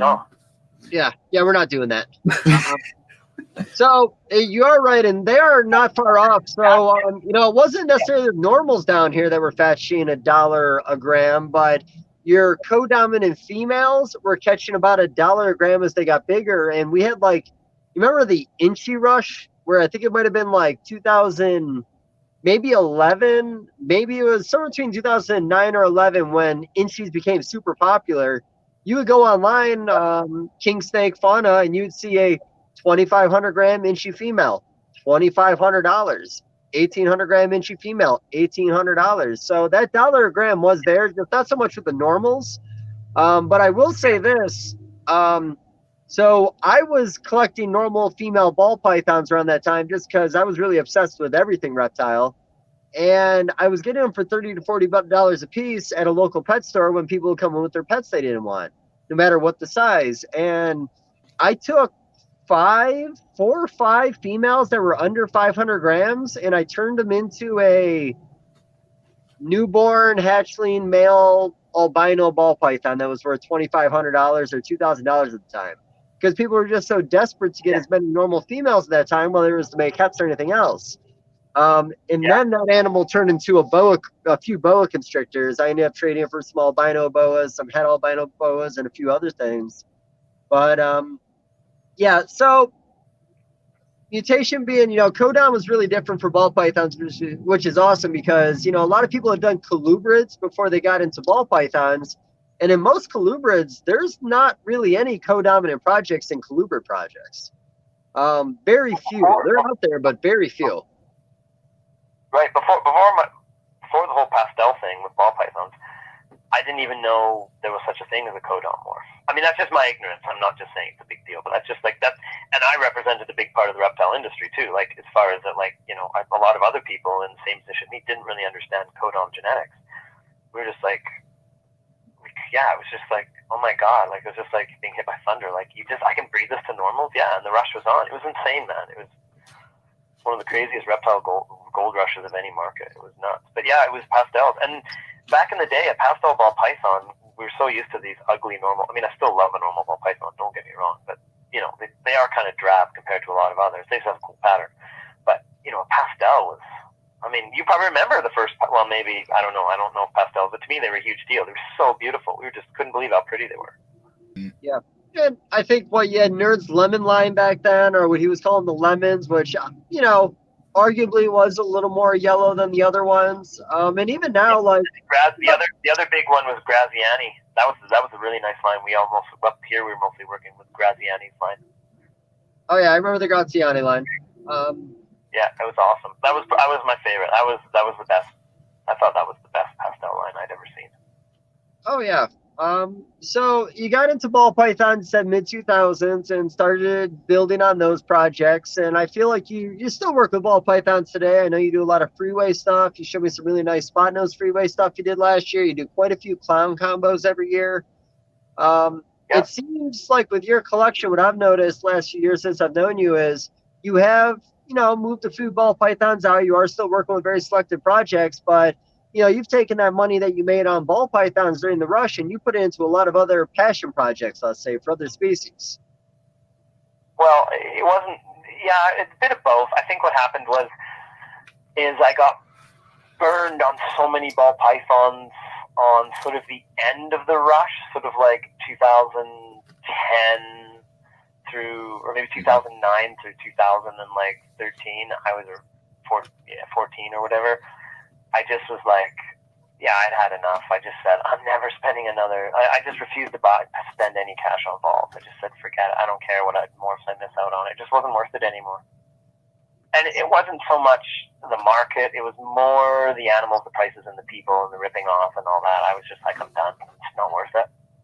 So that was the biggest decision. And then also prices were dropping pretty fast. So they were. It was a little more difficult to make it.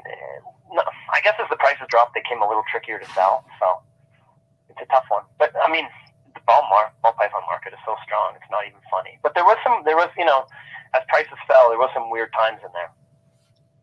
There was a low period for us, I will say, in the community around the banana GHI droppage. That really kind of threw a lot of people off. Feel like the around time that the GHI and the banana, what we'll call as a crash, or just came down significantly in price, you saw a lot of collection for sale around that period in the hobby. You go on Fauna and you see 5 or 6 or 7 new collections daily going on Fauna. It was a low. I agree. Yeah. I'm sure there were other things going on, economy-based or something else that we just weren't paying attention to that actually affected our markets. But, that definitely was a low. I think I also made some bad moves too, and that, like, I'll give a prime example. I loved spot nose and sugar, and I actually made them, and I was shocked that nobody loved them. Nobody liked them. Everyone just sort of looked at them and said, "I don't want those. I want a pied. I want an albino. I want a lavender. I want a," you know what I mean? I was just like, "But these spot nose, there's going to be so many cool things to do," and everyone just sort of looked at me, and I was like, "Okay, whatever." So it was. choosing a morph to work with, if was almost like a little bit of a lottery ticket. You just didn't know what people were going to want in the end. It was always a bit of a gamble what would be the hot thing and what people would really want. Yep. And it wasn't even not only you didn't know what anybody was going to want, you really didn't know it was going to be popular year to year. And, in the industry last 2 years especially, it's truly played by supply and demand.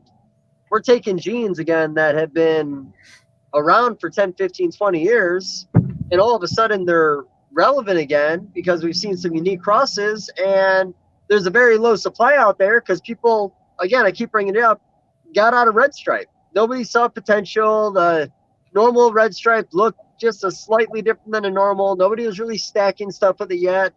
It was not worthless, but, it was pretty worthless. A lot of people got rid of what they had, and all of a sudden we see a cool combo, and a $20 to $50 animal is a $250 to $500 animal overnight, and they sell out immediately. And the same thing again with Inchy happened back in the late 2000, early 2011 time. Nobody knew about Inchy, but it had been around for a little bit. Suddenly we saw a few good combos, and the price skyrocketed. You couldn't find them anywhere.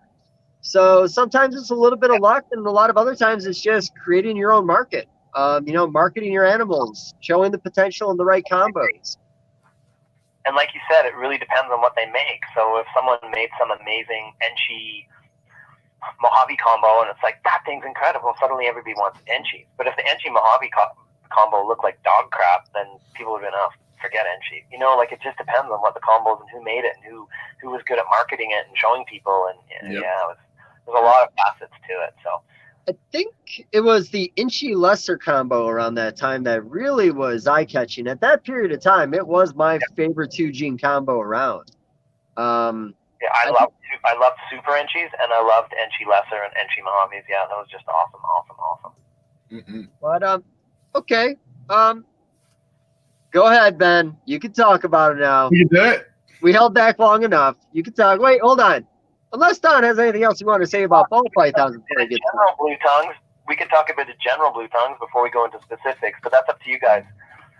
Here's the thing. I even had a lot of new information come in this past week that me and Don haven't had a chance to talk about, so we're going to talk about it on this instead of me calling you after the show. So this blue tongue conversation is going to last a little while, so we can start wherever you want to start, or Ben can give you a little direction. Yeah, go for it. We could talk blue tongue. So I know that you keep northerns and easterns. What other blue tongue species do you keep? I also keep westerns. Okay. And I also have some blotched. Yep. And I also keep centrillions. I didn't know you had centrillions.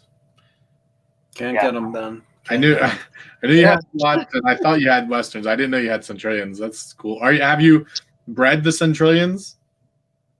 No, not yet. It's going to take a while. They need time to settle in. Yeah, it's going to be a while. So hopefully soon. But we'll see. I mean, cool.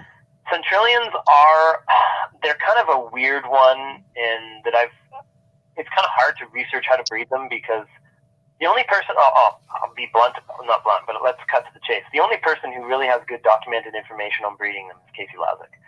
And he has some really good posts on Blue Tongue. It's a website, not a Facebook group. Blue Tongues Net or .net, I can't remember. Whatever there is one basic Blue Tongue website out there. It's got a forum and information sheets. Anyway, in the forums, he has exactly what he did. And so I've also spoken to other people in other parts of the world who have bred them, and I kind of get the impression they're more of a lizard. It's almost like keeping a collared lizard in a cage more than a skink. It'll eat food off a dish, but they're less skinky and more lizardy. I don't know if that makes sense to you. They're just a different kind of skink. I always wonder because when I see people produce animals from them and they're producing like 1 to 3 babies, and I'm always surprised because of how big they are. I would assume that they would have more. They're not that. Okay, so let's backtrack. From the animals I'm working with and the ones I've seen, outside of those crazy monsters in the USA, they're not big. They're freaking tiny. Really? So those ones, that picture of Dave and Cheryl and I don't know if there's a third person Yep. or if there's 3 skinks or 2 skinks or whatever, you know. I was double fisting in that picture. I don't know if that's multiple years of captive breeding and overfeeding, or if that's a locality or what, but I don't know what those are. To me, those are like, did someone breed a northern with a Centralian? So, you know, maybe some of the original ones in the U.S. were a larger locality, I don't know, but any Centralian I've seen go through my hands or friends have or whatever, they're tiny. They're half the size of those things, if not smaller. Wow. Huh.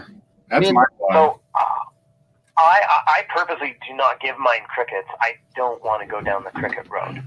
I have tried all other insects that are easier to deal with in your house, you know, like something, I won't get into it. But anyway, Yep. and they don't seem interested in them. So they're a weird, they're a funny skink, but they're fast too. I rotate my animals outside. I have various sunning cages. I think some of you may have seen pictures of it on my Facebook page. Mhm. And most of my skinks, some of them try and run away a bit, but Centralians, they're in a much bigger cage. They're in a different area than the others. And they boogie. They can really haul. And I've spoken to friends who've been Australian, seen them, and they're just like, dude, those things they truck along fast. Huh. Like, I've not been to the American desert, so I couldn't make a good comparison for a lizard, but I kind of get the impression of something like a collared lizard or something that, you know, moves around and down hiding and then coming out eating a bunch of other lizards and bugs and stuff and then back hiding again. So, Man. but no, I've not successfully bred them. I did see some mating activity last year. I did have a female who I never saw get bred drop slugs. I didn't even know she was potentially ovulated or anything. So, yeah, you know, I need to tell you another thing too. I don't know if you remember this. So you said you were surprised that female Centralians only have 2 to 3 babies, or 1 to 3. I agree with you. That's what the literature says. But here's where things get a bit weird. There is a breeder in Hong Kong, and I think he's on Facebook. And in 2018, I think it was 2 years ago, he had 8 babies from 1 female. Wow. And I believe his name, Kin. It gets confusing because there's a few Kin guys. I don't know if I can't remember. Maybe Dave remembers his name. It's Kin something, K-I-N, and then another, I can't remember the other part of his name. I don't believe it's Kin Reptile or Kin something. I think that was another person, but his name's Kin. I'm not sure what his last name was. But Eight's a lot. I tell you what, how you know who he is on Facebook is if you're on any other the rare lizard or skink forums and he's on there. His avatar, I think it's a female giving birth, a female Centralian giving birth. It's really tiny. It's hard to see what the picture is, but that's his avatar. You can just see what it is. Wow. 8 babies. When I saw that, I was just like, okay, this is just ridiculous. People, there's just so much misinformation. I mean, I'm going to be honest, I don't see very many Australians breeding them. Yeah, me either. You don't. I mean, they do. Trust me, there's a few there, and there's probably some guys who own them who maybe shouldn't or can't where they are and who breed them, you know, blah, blah, blah. But you don't, and same with Westerns. You just, basically, you see Northerns, Easterns, pure morph, and blotched. And then a few of the other stuff, like some of the Agurnia, like not the little Agurnia, but the bigger stuff. Mm-hmm. You see a lot of that. But when it comes to Occipitalis and the Maltese, you don't see much being bred. So I've a customer overseas in Asia, and he acquired some years ago. He doesn't have them anymore. Some of my customers, to them, that's not a big deal. They're commonly available in that part of the world, and I'm not saying they breed them routinely, but he's like, oh yeah, I bred them. And I was like, oh my God, well, that's incredible. And he's like, well, not really. I just kept them in a cage and treated them like a lizard. I just threw in live food for them and a dish of food. And he goes, I pretty much just ignored them. And after a couple of years of that, I looked in one day and there were 2 babies. He just was like, yeah, whatever. They're kind of boring. You know, like, I don't know. Wow. I know. I hear you. They were my favorite lizard, but I think Westerns steal the show. Maybe that's not quite right. I don't know. I love them both. Well,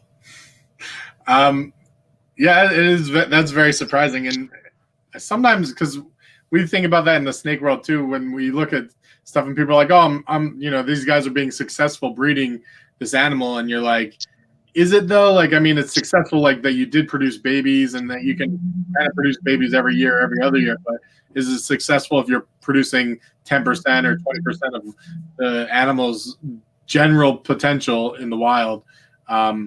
So I just wonder about that. 8 is a lot from what I understand, but is that even? I think that's not the reality. I think that's the aberrance. I think that's the aberrancy is the 8. I think that's not normal.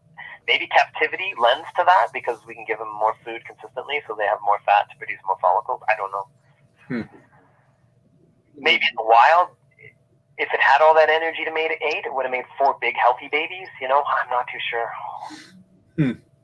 And I never heard any information from him on how his babies did, like how big they got, sex ratio, what he's doing with them. I think he just turned off all contact with people because I think everyone around the world was trying to buy them from him. I'm only guessing. I don't know. So the only person I know that I can actually or have spoken to or has documented information on how they did it and has done it multiple times was Casey Lazick. And he did that back in the late 90s, I believe. Interesting. And his is where all the other ones came from. He sold them to a few guys. Some went down to I could be wrong on this, but I think there was a breeder in Florida named Matt, and he's the one with the Westerns. Yep. I think that might have been where some of his Centrillions went, and that person did succeed in breeding them. Matt, I believe he did. And I remember an ad on King Snake in 2009 or 2010. I remember a guy had baby Centrillions. I was just like, holy shit. Yep. And he also sold some to someone else in New York, New Jersey area. I don't know exactly who, because I remember Casey telling me all this. Yep. He's super helpful with information, and he said that that's another person who bought babies from him, and he was successful breeding them too. So whoever, the few people that did manage to get babies from Casey when he was selling his babies, he regrets it today. He's like, I wish I never sold the babies. He'd love to have them back, but they were. He said they were successful breeding them. I know that Matt, because we tried to buy Westerns from Matt from down in Florida, and he said he was working with a guy for years that kind of taught him everything he knew, and that they were successful with the Centrillions and Westerns and a handful of other lizards. And he seemed like he's been doing it for years, but he's not like an older guy. He said he was kind of interning with a guy for when he was younger, that kind of taught him everything. And I found that interesting, but also the guy in New Jersey. So there's a guy in New Jersey that we know breeds Centrillions. He breeds a few every couple years or so. He doesn't really have a Facebook page. Like, we've seen him. We have a connection with a guy that like knows everybody, and he pointed us to this guy, but the guy doesn't respond to anything. I don't know his name. Like, just can't get a hold of him. I don't know what he does with his babies. I don't know. Well, he keeps them. He totally. produces like 1 or 2 babies every couple of years and holds them back. Yeah. This is such a common story with some of this really obscure rare stuff. Is the people who have it, they don't even tell anyone. They just do their own thing. And Yep. Yeah, I know it's so. I have this little fantasy that maybe I can figure out a couple of these species and get producing them. Yeah. It's like people that keep them producing. Centrillions is more of a dream. Like, that's like I don't want to say a childhood dream, a young man dream. I've loved those things ever since I was really hardcore into reptiles. And that would just, for me, that would be a huge achievement. I'd just be like so excited. I'd freak out. So my last year when I had baby Westerns, which is the first time I bred them, I think I sounded like Ned Flanders. Like my wife Melanie came running down, like I screaming at her. So she was assuming something. She was over there at the time. So I was like, get over here! I'm freaking and screaming because there's 2 little babies running. I was just like, holy shit! I couldn't believe it. I knew she was gravid, but I didn't know for sure, and I was just thinking the worst. And she came running like, oh my god, like with towels and alcohol and like ready to pull some horrible snake off my arm or whatever piece of glass went through my heart, or because I'm freaking out, right? It was kind of funny. I was like, no, look at these baby lizards, and she's just like, what? I don't understand. Why are you freaking out? It was pretty cool. I think that's probably the most amazing baby reptile I've ever seen in my life, is a baby southern western. It was pretty fucking cool. That's awesome, man. We love that. Yep. I was gonna say, like, it reminded me of Sorry. No, I'm sorry. Very good, Don. It's not you, it's Ryan. Dave's making really funny faces. I apologize.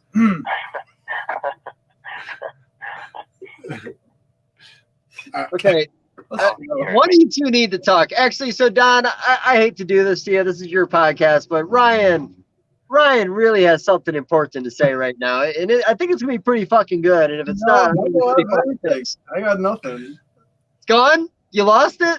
Well, I mean, the moment was there and it passed. I was just going to say we're talking about people that are keeping obscure reptiles that produce small amounts, and like how it's so difficult to buy them or find them. And it's like trying to find a shingleback in the U.S. that somebody wants to part with. Like they have a pair, they produce a baby a year, they keep it. You just don't let go of them.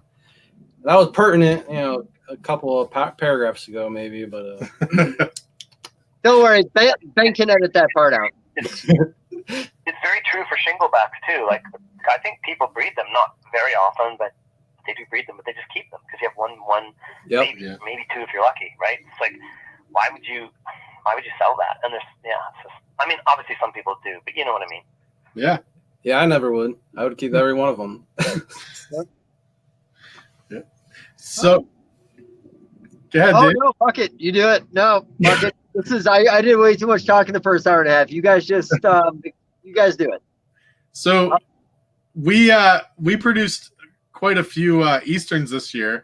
How's your Eastern year going so far for you? I know that we've bought a few Easterns from you, including the melanistic. Yeah. And you know what we learned from the melanistic? We learned that, and Dave, I waited to make sure you're here for this part of the conversation. We now know that female blue-tongue skinks have good size, or can have good size hemiclitorises. Yep. It's a hard one to say in plural. That's what we learned on that one. Yeah. So for all you crazy skink poppers, don't be so confident you know what you're doing, because you'll be shown to be an idiot like I was. Females have hemiclitoris, and that was a good thing. It was a good thing. You would have never guessed, because I agree. The species doesn't have a bifurcated tongue, so you would never guess that. Yeah. Nothing. So no? I didn't even make any Easterns this year. I didn't even try. So you didn't try. So what have you made any Easterns this year? Produced? No, I didn't even pair any together. I actually sold not a lot of them, but I had a few pairs.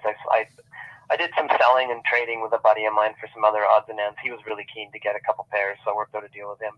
I find that for me, I do like them. They're cool. I kept a few that are some I kept for a reason, and I did keep a pure female that's really cool. She's really black. Like I've never seen an Eastern that's so black. Maybe there's something hiding in her. I don't know, but it doesn't matter. So I kept her because she's so cool. And I have a few others kicking around, but for me, I don't really have a big market for them. Where I send animals, it's just, like here in Canada, nobody really cares about an Eastern. They just want a nice, healthy Northern. I mean, they buy an Eastern for sure, but they're not going to pay extra for it. We all know shipping animals into the U.S. right now with all this Australian fish and wildlife stuff going on. And then in other parts of the world, a lot of them don't really care about Easterns. It's just not, they don't care. I mean, in some parts of the world, like in parts of Asia, they've had constant access to Easterns all the time. It's no big deal. Yeah. So I don't want to go to all the trouble to make this sort of cool skin. And also, I find them personally, I find them difficult to work with. They're not the easiest one to breed.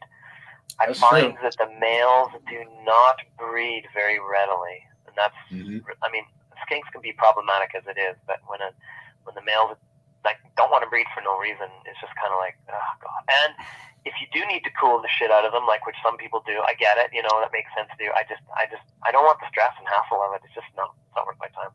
Gotcha. I love them. Don't get me wrong. I still have a few. They're really cool.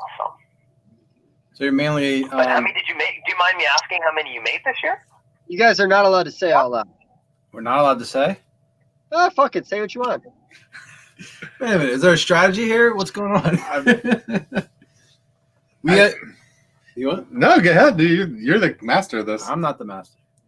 We produce 47 this year. Out of how many litters, though? Wow. Out of 4 litters. Think about That's that. insane. That's good for you guys. And That's awesome. I love it. And one of the litters was only That's great. 3. So the bulk of that came from 3 females. Yeah. That's crazy. No, that's good.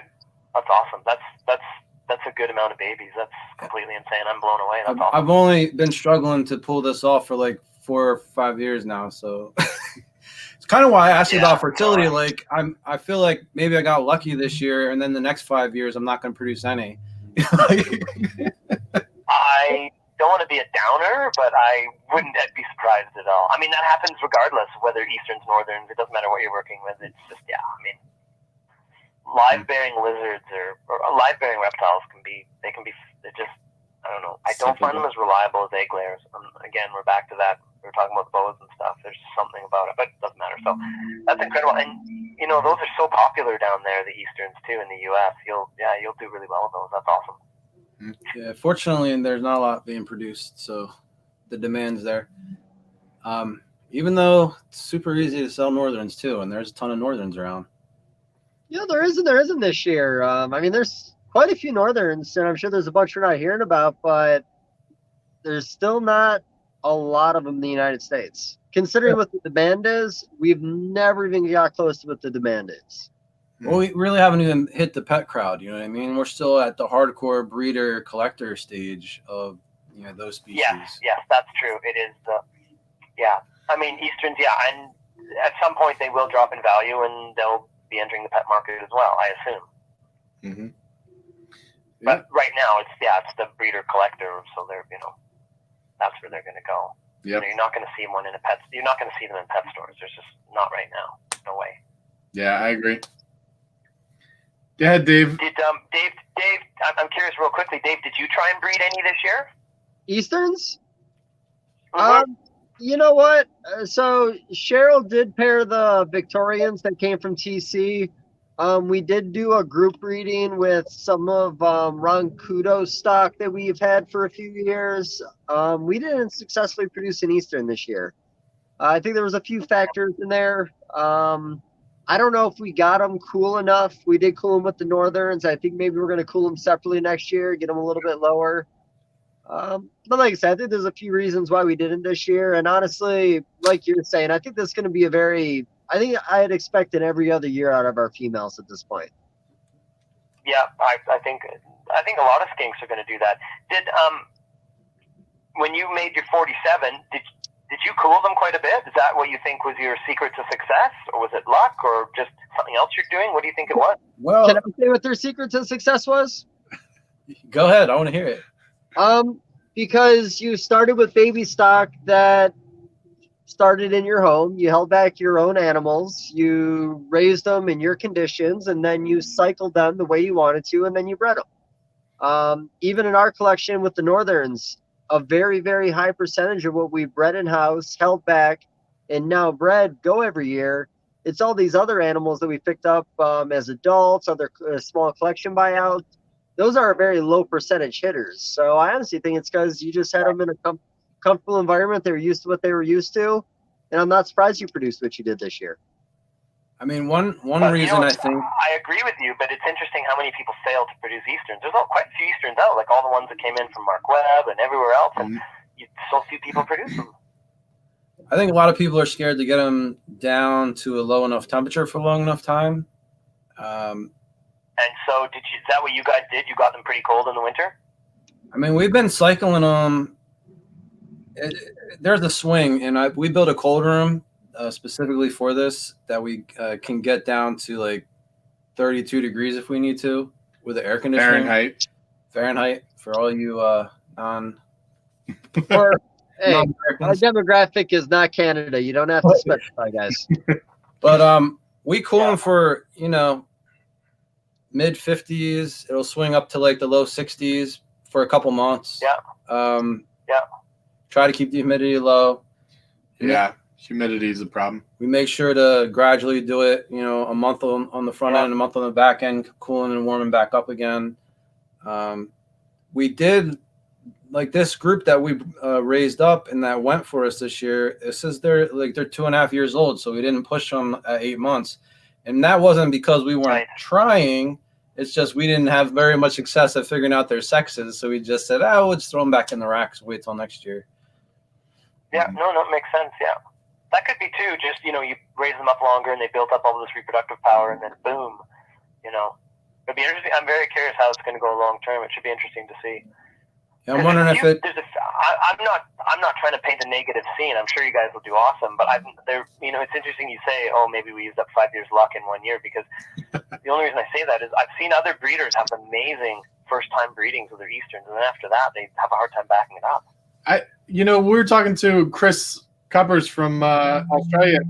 One of the things he said, and actually what popped in my head, Vin Russo saying similar things, is how well you feed them right after they lay, really building up that animal after they lay to get them ready. And then because they're only eating for a few months before they start to turn back down to get ready to brumate again. I mean, I think if we're not giving them the right type of meals at that time, it could also affect you the following years. Oh, for sure. Yeah, I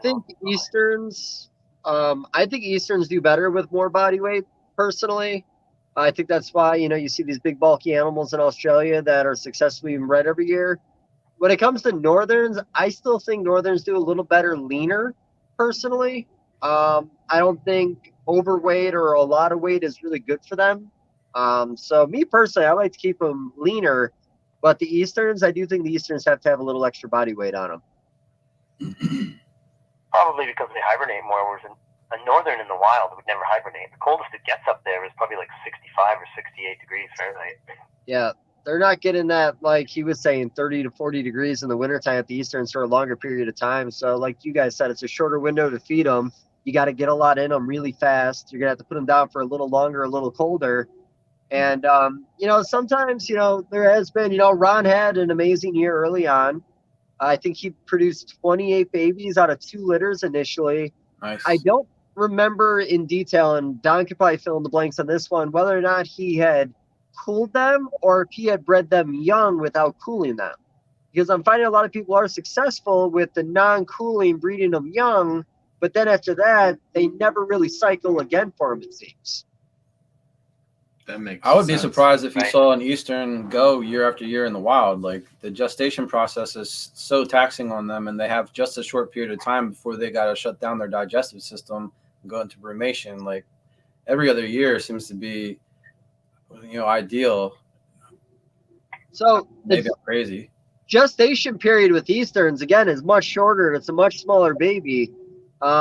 We haven't done the math yet. We still have a few more litters to go this year, but one big thing in the industry that's always been kind of a pet peeve for me is that people will be like, hey, our skink had babies 115 days after its lock.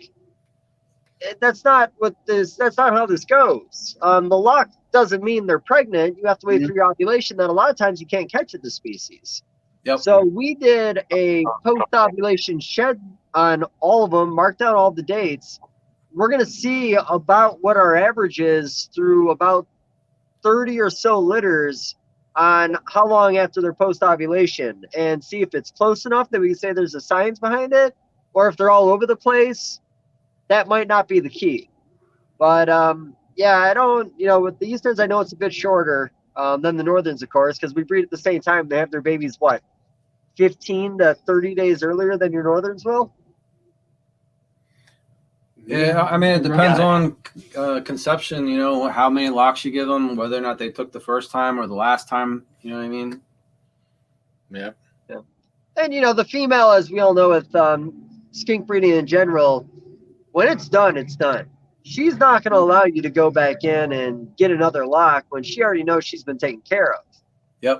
I arguably have talked to Don about this, that extra lock at the end when they don't want to anymore could be a little important, just for the fact that, in the wild, a female wants a strong mate.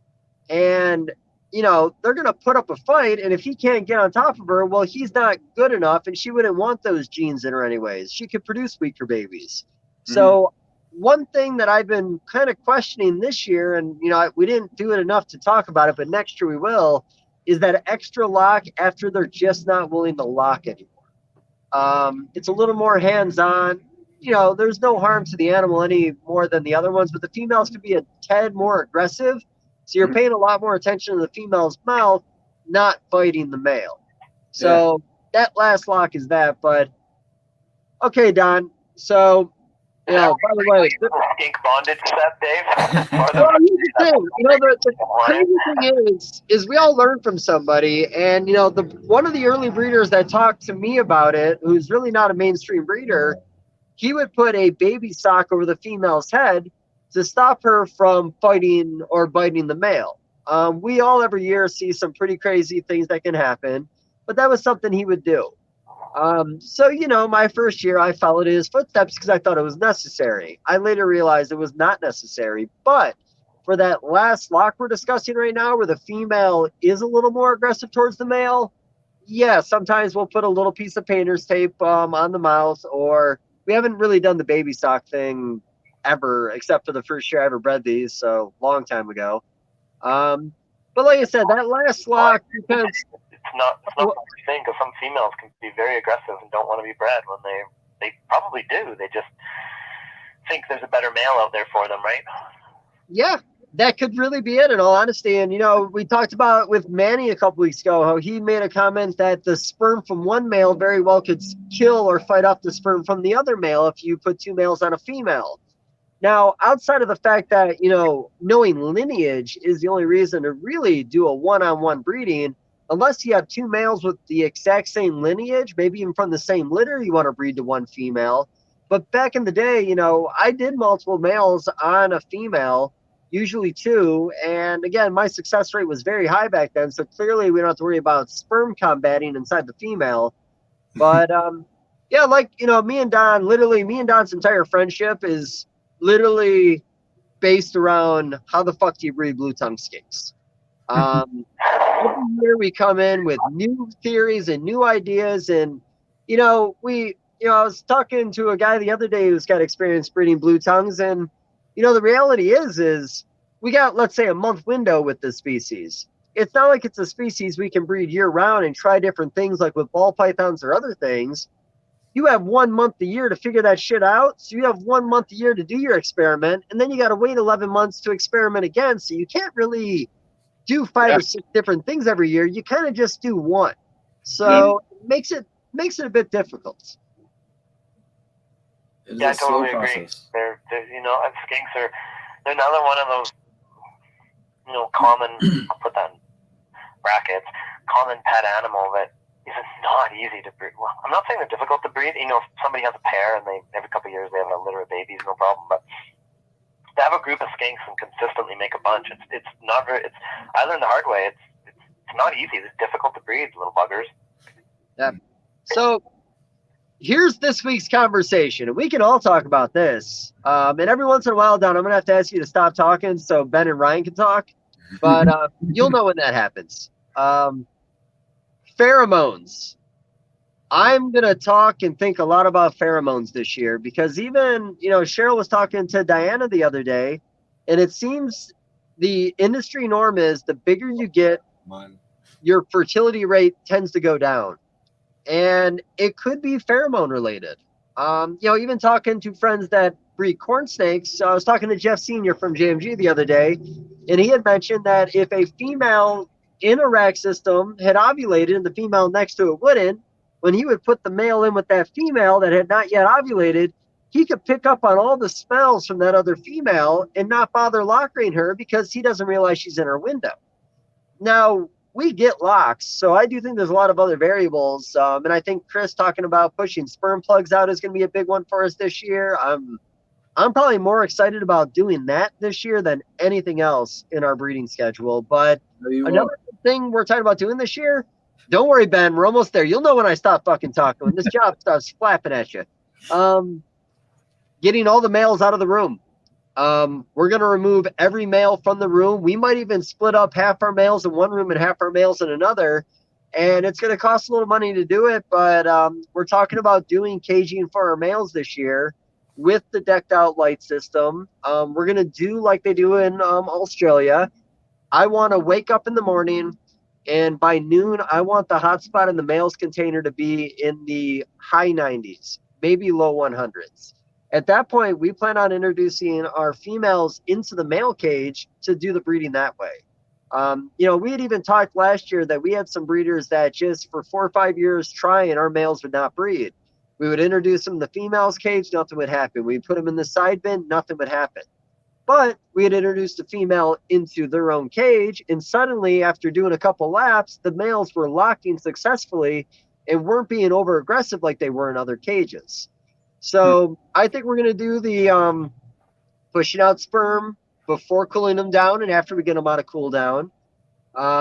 We're going to, again, remove all the males from the room and do breeding in a separate room from where the females are.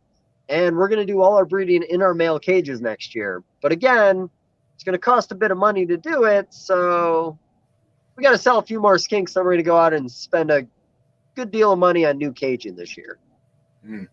I feel like a deer in headlights. You've brought up so many good points. I don't even know where to begin. I think you're right. There's so many aspects you bring up that could be super valuable. Yeah, there's so many variables that we add in every year to the issue. I tell you one interesting thing I learned this year. I can't remember if Dave and I already spoke about this, but I always watch them breed, and when the male is done his job, he pulls out, and it's a lock. But sometimes when they lock and we think they don't breed, like many times I think the male's locked, but sometimes it's hard to see. And then when that final sort of, I guess I'll say when he's ejaculating, what I used to think was his actual ejaculation, because you can almost hear it or feel it. He rolls his eyes back and he's doing his thing. A lot of times his hemipene is not in the female. And I used to think, it's over, it's done, he's missed. But I learned this year pretty quick, unless these females are holding sperm, but I don't believe they could hold sperm and have such good litters. But I had several females with really good litters that maybe it was half of them had good litters, half of them not so much. And I literally had on their top that the male missed, and he didn't on some of them. So I guess if you're breeding your blue-tongued skinks and the hemipene comes out, and then what you think he ejaculates, which he could, I guess what I'm trying to say is I think maybe they semi-ejaculate the whole time the hemipene's in there. It's just not one finite moment like we do in mammals, if that makes sense. Hey, don't we all, buddy? Well, I guess that's true with humans to a degree, but it was kind of surprising because I've had lots of males I think miss, and oh my God, what the hell is he doing? Why is he pulling it out so early or whatever? But apparently they can still get the job done. So I don't know. It's interesting. Breeding blue-tongued skinks is not like really breeding any other reptile, is it? It's almost like I always compare it to breeding. I mean, I've never bred dogs, but it reminds me of dog breeding. You're there watching them, and once they're done breeding, you separate them, wash them off, put them back down. I've never seen dog breeding before. It sounds pretty messy. I've never seen it. I've just talked to people who do it. It is very messy. They do all kinds of weird things, like hold the female's back legs up in the air to help the semen, gravity do its job. It's just insane, man. Dog people are just like, oh my God. Too much information. But yeah, it's crazy. And the skink thing reminded me of that. You have this pair of animals, you put them together, you watch every minutia of their breeding, make sure they're not killing or biting each other, making sure the hemipenes are in there. He's in there to, deposit his sperm and do the proper thing. And then when they separate, you pull them out and wash them off, Yeah. It's not like every other reptile. We just throw them together and just forget about them for a couple of days. Even lizards just house them together and they do what they do, You don't even see a mate. You just see the female looking for eggs. So. Yeah. I couldn't agree more. And yeah, like I said, it's this skink breeding in general. And, another factor could be, we're limited on our stock here. And we've now been taking lineages and line breeding them pretty heavily over the last 10 years. Mm-hmm. We could be getting to the point where the prettier the animal, the weaker the animal. I think I agree with you. I have animals that I know never to pair them again because I believe they're too closely related, or the line. They're just both sides are carrying something strange, and they're just not meant to be bred. I've even heard people talk about breeding related skinks don't like breeding each other as much. I have no idea if that's true, but I've heard people sort of mumble that in the background. They sort of have this weird feeling, and I've heard it with Easterns especially. They don't like breeding related.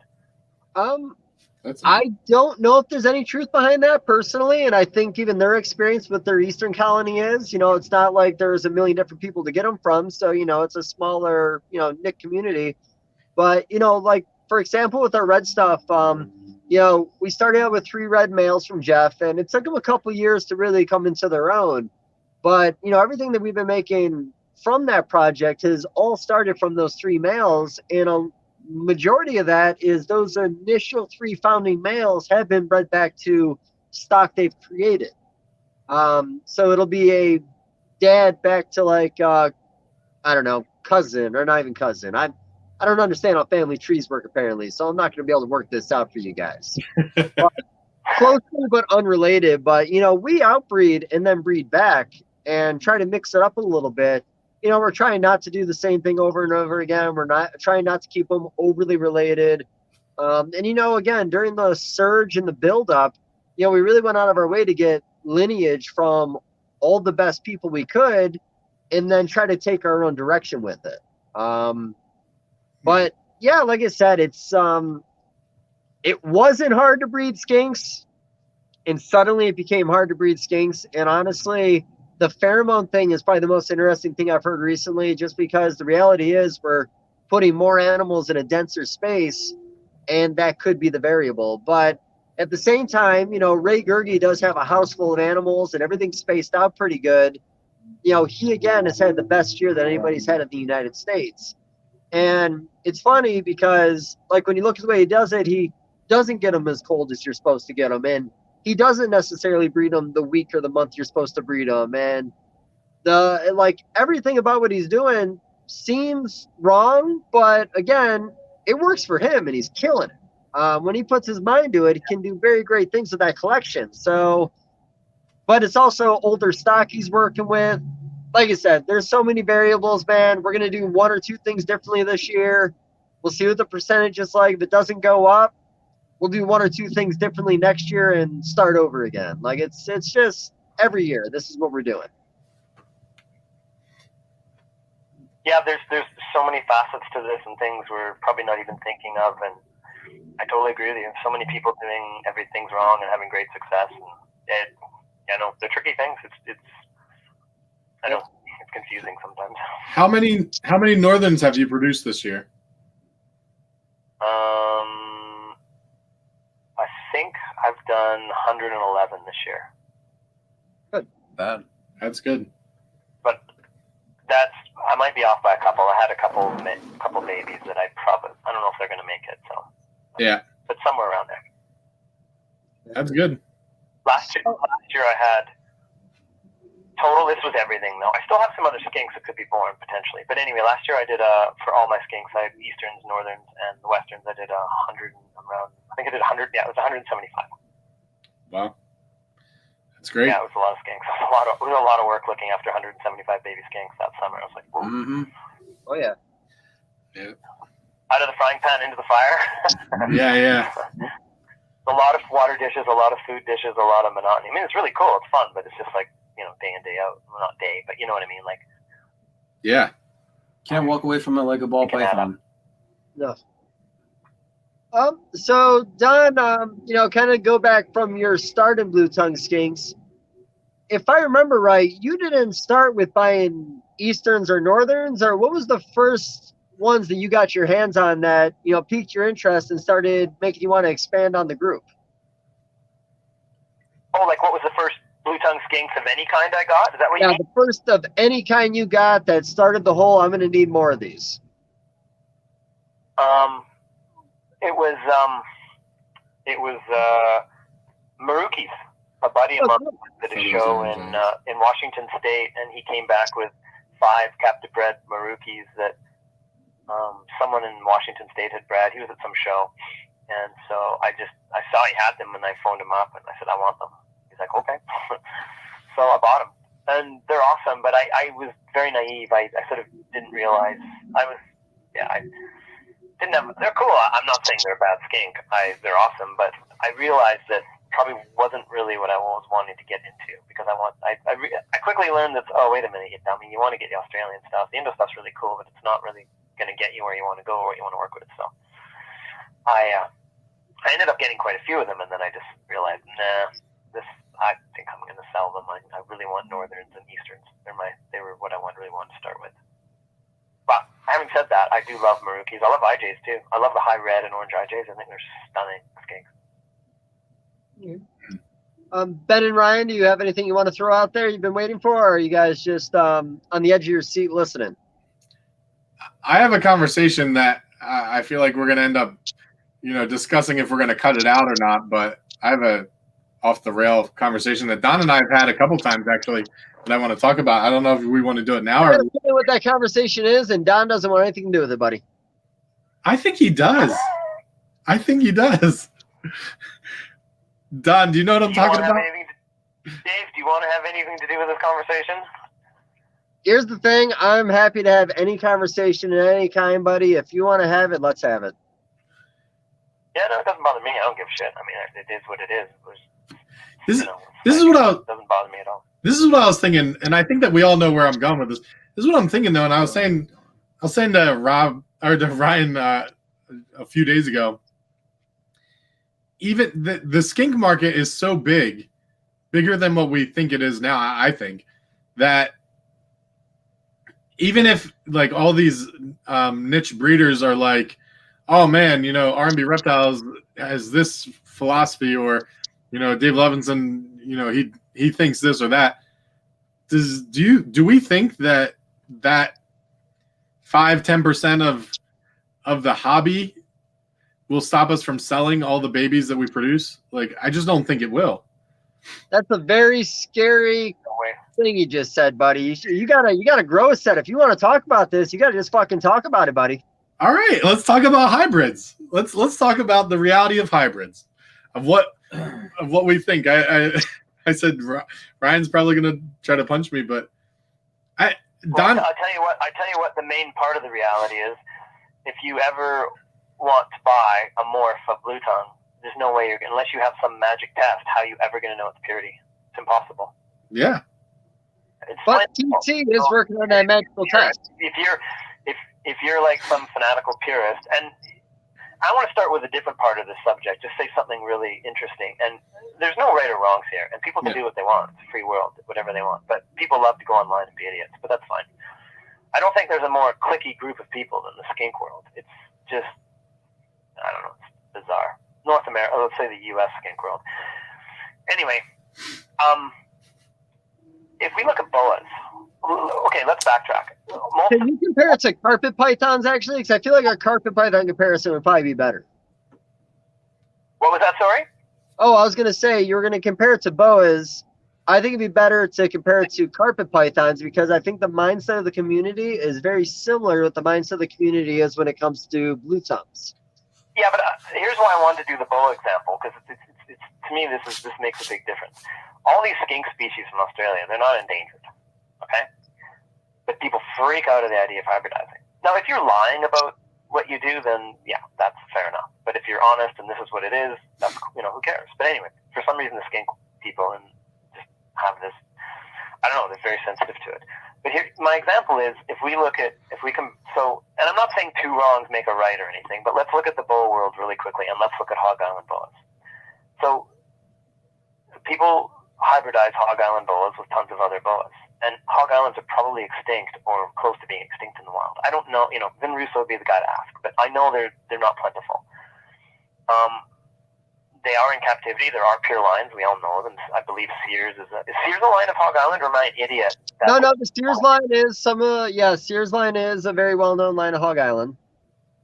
Okay, cool. I'm not an idiot. Okay. So, there are pure lines out there, but people have taken Hog Islands and bred them to other species of boa constrictor, and nobody bats an eye.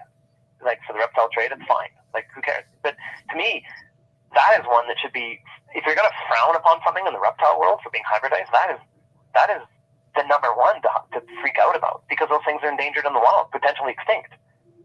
But nobody, for some reason, a few people in the skink world just lose their lose their mind. I don't know. And then they have the audacity to say, well, it's because there's no more new bloodlines coming in. Like, give me a break. What planet are you living on? How many new bloodlines of Easterns have come in like the last 10 years? I mean, you got Marcus Webb, who had that one that came in on that shipping material, So, and he had another one that he got from Russia. So there's new blood. You got the ones that TC imported, and then you guys got some.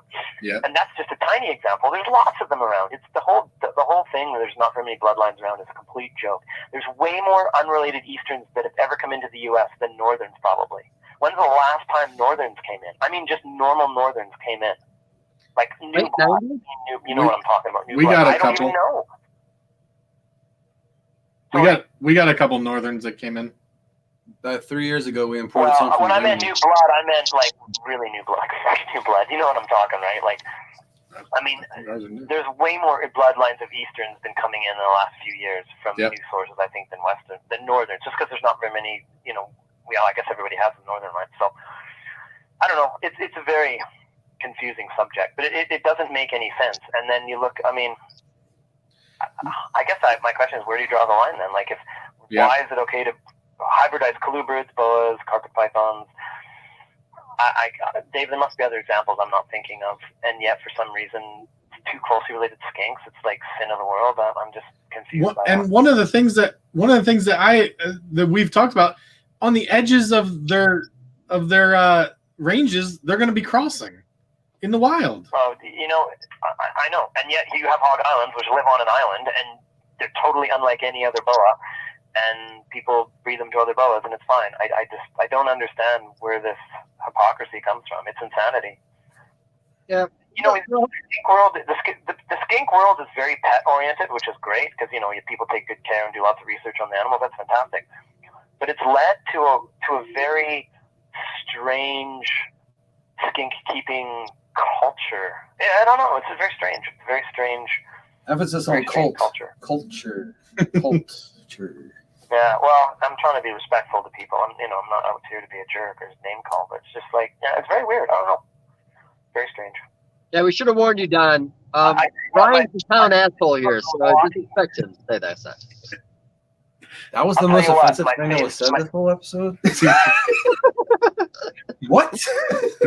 Sorry, Don. Go on. I was just going to say my blocking on Facebook got accelerated when I got into the Blue Tongue skink world. I'll tell you that much. So like I said, and the problem is with this conversation is it became a very scary conversation. Even right now, you guys are still beating around the bush. We're 7-8 minutes in this conversation and nothing's even been said yet.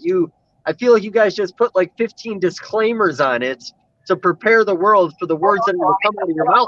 I think I started by saying it. If you want to get into blue tongue skink morphs, whatever the morphs are, like the true morphs, not this stuff we've had, but the real morphs, you're against hybridizing. You just bow away from it, walk away. It's not your game. You will not be able to do it because it's going to be impossible to get pure stuff. I feel it's impossible because it's been so mixed up in Australia. It's just, whatever stuff has made its way out wherever it goes and does its thing. It's how are you ever going to know if it's pure? What are you going to do with tests? You can't tell by looking at it. It's a morph. It's impossible to tell. Yeah. No, you're right. No. So I guess my theory is if you're going to be a rabid purity person and freak out and condemn people who don't keep their do hybridizing, then you're not going to do morphs, and that's fine. But I don't see why people who want to do the morph thing, because there's nothing pure. There's none of the morphs are pure in Australia. I mean, I'm sure there are some, but not very many. From what I see, everything's been hybridized.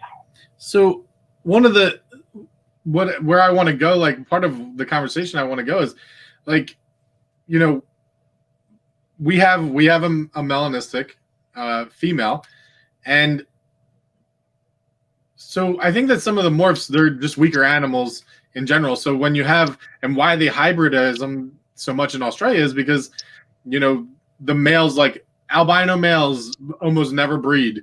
Melanistic males are like 1 in 10, maybe will be a breeder. And so you cross them and you hybrid them so that you have a stronger baby, you have a stronger animal that, looks awesome. Now, why can't we talk about, like, okay, so maybe it's not an Eastern, but it's a hybrid. Why is the hybrid why is that not still valuable, like as a thing? Like if I we totally agree with you. And always the thing they run to is, oh, people will lie and they're selling this pure when they're not. And it's like, I don't see that happening with other animals. You know, Yeah. sell it for what it is. Why does someone need to lie? It's probably worth more as a hybrid than it is pure. right, and that You know, it's just, I think what it is you have two worlds combined, sort of two worlds hitting each other. One is sort of the morph breeder market, and the other is the purity market. And for some reason in the skink world, the purity side is much more outspoken about it, like in a really crazy way. So it's a free world. They can think the way they want. That's fine. But the reality is, if you want to work with blue tongue skink morphs, and there's two sides to that. Number one, if you want to start working with double or triple mutations, well, they're not all northern or they're not all eastern. There's a mix. Both eastern and northerns have very complementary mutations that combine well with each other. So you won't be able to combine them. And chances are, if you want to have a pure eastern albino or a pure eastern male, it's probably the males will never breed for you potentially. We don't know. I mean, I don't know. I wish I knew. I've had no luck with my melanistic males breeding, and I don't know anyone that has. To be honest, I don't know anyone, and I've just learned this over the last 2 years. Yeah. So, So go ahead. It's not just me. I've known quite a few out there and heard of anyone breeding. So, and like you said, and so, earlier I made a comment, you gotta, maybe compare it to the carpet python community. I think your comparison to Hog Island Bow is actually really awesome. I think that was a great way of taking the conversation because that makes more sense than the other stuff. But like, okay, so you have the Darwin albino. Well, yeah, people have species, everything else, whatever, who cares? Yeah. So you have your Darwin albinos, and you have your people who would want your purists for your carpet pythons, and then you have your people who just don't care. But of course, the people that do care are going to be a little more vocal about it, which is fine because again, everyone should have their opinion in this. It's something you do every day. Be passionate about it and be passionate about your beliefs. But I guess the difference between but Dave, but the good thing about this is if you want pure skinks, there's going to be people breeding pure skinks, and that's awesome. It's like the carpet pythons. There's lots, or boas. There's lots of people that specialize in breeding pure stuff, and that's awesome. And why? My argument or my thing. Oh, sorry. What was that, bud? Oh, was that Don? Go ahead, Don. I'm sorry. I didn't mean to interrupt you, buddy. No, it's good. Keep going. I'm done. All right. So I guess the thing I was kind of getting at is, I think in this hobby, the way you care for your animals and the way you care for your customer base is all that matters. And, if you decide you want to work with, let's say your melanistics, and for a fact that you might get lucky one year and you might produce a bunch of babies, you're going to put an outrageous price tag on it, and more than likely that person is never going to be successful with those animals because they're not all going to be breeders. But you do know that if you do what they've done in Australia, hybridize them with northerns to create a stronger animal, you are now doing a justice to the person you're selling these animals to compared to an injustice when they're probably going to fail. So that is the problem with that. And, I brought up carpet pythons, but the reality is, there are the purists and they don't want to see you cross it, and for good reasons. But the reasoning with them is not based on the overall health or, well-being of the animal or even the fact that it'll be able to breed. Or with skinks, that is the topic. If you don't do this, don't work with them because, again, melanistics are not cheap. And when you start selling them for these prices that they're going to demand, you're fucking over people out of money, in my opinion. And that's difficult because, again, like I said, in this industry, if your customer base doesn't mean anything, you're just going to be recycling through customers your entire time in this hobby, and eventually you're going to come to a stop. Return customers are everything. So, yeah, like I said, Oh, go ahead, bud. I was going to say that you bring up a very good point. I was just going to add to that chances are the people who freak out about hybrids are not going to be the ones to buy the morphs anyway. Yeah. Whether they're pure or not. So it's completely irrelevant. That's not, I don't think, to set up your breeding operation to please a few people with a really extreme take on this position is not really a good business plan. It just doesn't make sense. No. And like I said, I do think the purist thing is fine. Like I said, we don't go out of our way to do anything we shouldn't. It's something, we have. Okay. So, one of the biggest quotes that I ever say in the industry, and sometimes I take a little flank for it, is we don't really know what the fuck we're talking about. The reality is Northerns have been in the country for a very long time. And don't get me wrong, there have been some really amazing breeders over the years that have kept very pure animals, but there have been people along the way that have not. And those animals remained in circulation. Generation to generation later, they could look very Northern, but the argument is, what if they don't? And, when TC started his genetic stuff, where he was talking, I thought that was a very unique concept. It's something that we've talked about for years, that if there was a genetic test for a CKC registry, kind of like with dogs, you can register all your breeders. But, when TC had the idea or was talking about it, I gave him a call, and sadly, I think I did most of the talking. I don't think I let him get a word in. But, my point with that being is, okay, so let's say we want to create a CKC registry. Let's say we have a genetic test. We have Warren Booth on next week. We could start talking about this more, including the sexing that we're going to bring up with them, with testing sheds. Well, let's say we create a registry. Well, the first thing you're going to have to do is you're going to have to get a Ray Gerge, and you're going to have to get a James Fenn on board. Those guys are a couple OGs. They've been doing this for a long time. You're now going to have to tell them that they're going to have to pay X amount of dollars per breeder animal to get a genetic certification. For people in larger collections, they're probably going to come back and say, no, I don't want to. And again, without it all being public record, the day that somebody gets a test back that says it's not a pure, will they ever truly say anything about it, or will they put their money interest ahead of everything else? This whole thing is a very complex thing. And again, here's the deal. I've only been at this for 10 years now.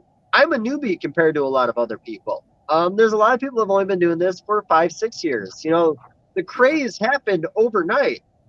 We walked in, but this word of mouth argument, or, hey, I bought this on Craigslist, and then I called the original breeder and said, hey, is it pure? And they're like, it is. And I'm like, close the book. It's a pure animal.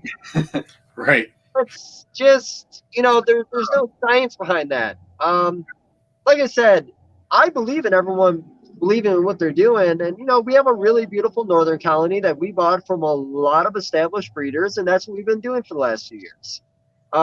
I would like to think, based on the fact that, what we have is from everybody else, we have somewhat pure animals. But again, I think it's a mute argument until we truly bring science into it. I think we should find out how much the genetic test is going to cost in next week's episode when we talk to Warren. And I believe that everyone in the community, we should figure out a dollar amount, and we should all put in that same amount of money together, and we create a test. And then there's no more arguments. But other than that, this is an argument that's going to go on for the next 20 years in breeding skinks. This is the hottest topic in skinks. Could you imagine the revolt you would inspire, though? I completely agree, and the argument could go on so long that the how do I say this? It's almost like the morph market is done. By the time people could meet some stupid resolution, it's over. It's done. The rest of the world has all these animals and morphs, and it's too late to do what you want to do. The whole thing's already. You know what I mean? It's like how fast things change and markets change. It's it's just crazy. I agree with that, though. If someone could get a test and we'd know for sure what everything is, that'd be perfect. But they don't have that for anything else, per se. They don't have it for carpets, I don't think. It's not available, I know. But I mean, they had to have something in place for green tree pythons, that they've now split them into 3 different species. Yes, but that's different. I'll tell you why that's different. Now, maybe my information's wrong. I heard they have that because the Australian government gave a grant to a university to come up with this test, because they wanted to prove to see if any of the green tree pythons that Australian keepers were keeping were truly native to Australia, or are they smuggling in ones and saying they were. Does that make sense? So the Australian government had a vested interest. They did that because they didn't want people keeping smuggled chondros as under the guise of Australian ones. Yeah. No. And again, if we do any testing, not done. That's because the government, right? A government was interested. Well, of course it's going to happen. But we'll see what happens. yeah. So to establish a test, oh shit, Ryan, is it too late? Was your moment lost? Ryan wants to fuck some shit up over here. See, this is the problem with doing it over the phone. Don can't see you wanting to talk this entire time, so he has no idea what's going on. I get it. We can't. There's no facial cues. You can't see mustaches flapping in the wind. Like it's all over the place, man. This is Wild Wild West. The problem is you need to become a dominant male and insert yourself into the conversation. You're letting Don make you his bitch. I'll take my pants off right now. I don't care. Well, I care. that's gonna just yourself in this. taking your pants off will not do anything for Don in this whole thing. You're just gonna mess with me. Or our viewers. But so let's say we want to establish a test. It's got to be in Australia from wild caught, pure stock, so we can create a fingerprint, and then we can send that all over here in Europe and anywhere else we want to do it, and start doing it. And the beauty of it too. Oh, what's that? I mean, how many people are lining up though? Like everybody's got a lot of big talk because it doesn't exist, and they're all like, "Oh yeah, my stuff is." How would you get the samples from Australia? They can't give them to you. They're not allowed to send animal products out. The test would be done there. In country, you'd have to do it in country to get the results would have to be. I guess you're right. If you could get the test into there and they test, yeah, okay, fair enough, cool. Yeah. But my point is, the testing in. So my point is that all these people are so confident that their northerns are northerns and their easterns are easterns and nothing has ever been crossed. But as soon as that test comes out and they got to put their money where their mouth is, and 75% of the stock ends up being hybridized in some way or fashion, they're all going to lose their minds. Oh, yeah. Well, here's the problem. It's wrong or this or that. I know it's a giant circle. And here's for the deal too, and this is me throwing a disclaimer in there. This is not necessarily us poking fun at the people that have certain beliefs, because again, in every community you have that. But like I said, everyone's gonna have their opinion. I think our opinion is a little skew. I would like to think when we buy these animals that we are buying them from pure lineage. I mean, we're spending enough money to do so. It's a best effort for sure, but like unless you know the person who accidentally smuggled it out, and if you're that close to it, you kind of you don't want to talk about that, right? Like, yeah. You the funny thing is where that's been or where it's come from. Like, it's just sure you just got to believe me. Yeah, like I said, I think this is a great conversation. I think everyone, it's a little scary because as soon as this episode airs, you guys are fucking blocked, bitches. Yeah, we won't sell a single skink, even though we've never hybridized anything in our lives. But exactly, you're fucking done. You can't even break it up. And this is what I'm saying though. Like, okay, what market do we really want to be in? We don't want to be in the hobbyist market. We want to be in the pet market, for sure. There's no way you want to be in the pet market. If you can sell a $1,200 skink to a pet owner, that's where you want to be all day. That market's so much bigger. They don't, if you can say to a pet buyer, this animal is stronger and will be healthier long term. What are you talking? Like, why wouldn't you be trying to do that? Like it doesn't make sense. And why would we be afraid of the hobbyist? I totally agree. And to take it even further, if someone wants to do morphs and they keep them pure, they're just going to send themselves out of business because their product will be inferior. Because that's unfortunate. It's just these skink morphs. They seem a bit weak, and hybridizing seems to help them. Yeah, so like I said, and this discussion, like I said, there's going to be, I really want to do the roundtable like we discussed. So, this discussion, we can talk about so much of this, but, the thing is, like any good conversation, you need an opposing side. Right now we have 4 people that are, somewhat agreeing with each other or, whatever. We need that other voice in there because right now, what we say makes sense, but they might throw something at us that makes sense on their side or makes sense to them. So, I mean, I really want to have this discussion. I'd love to have it again. And like I said, I do think next week when we talk to Warren Booth, I'd really love to have the discussion of what it would take and kind of go from there. But yeah, like you said, I do think we have to do a justice to our customer base. And, unfortunately, if you want to be a morph guy in this, you're going to have to do that. Fortunately, we have a lot of line bred traits that are really awesome. Oh, I'm sorry, Don. What was that, buddy? I was just gonna say, yeah, like you said, you're gonna have to embrace hybrids if you want to work with morphs. Yeah. But again, that doesn't mean your whole collection's a hybrid. It just means those couple animals to make it are hybrids. Yeah. Yeah. Well, yeah, like think of all the amazing combinations they're making in Australia. Like they're doing, like the white melanistic. So I think it's a pewter, or I can't remember if that's what they call it, but it's super cool. Something's born silver. It's amazing. Mm-hmm. Like, there's just so many cool skinks, So I don't know. Yeah. Interesting to see what happens. But step one is figuring out and getting this stuff breeding is step one, or whatever it takes to, People are just scared of the rarity issue in the United States and outside of Australia, I would think. And they're so concerned that they're never going to be able to, like, if once we,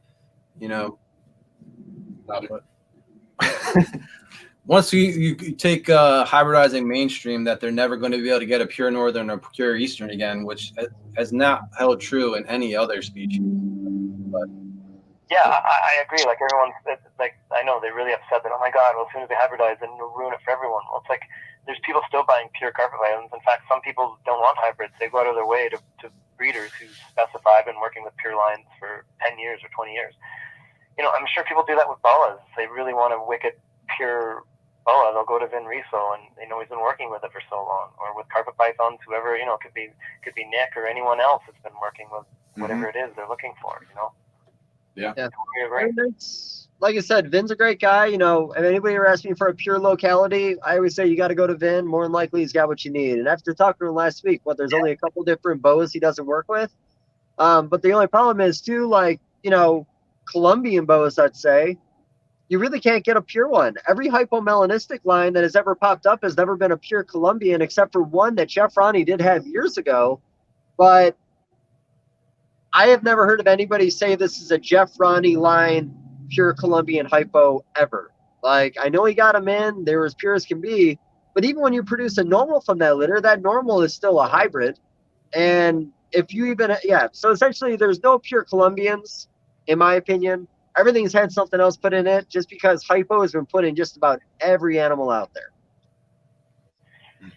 Yeah, no, I agree. But in corn steaks, man, one of those strange things. I think it's just going to take some breeders to just go ahead and start making healthy morphs.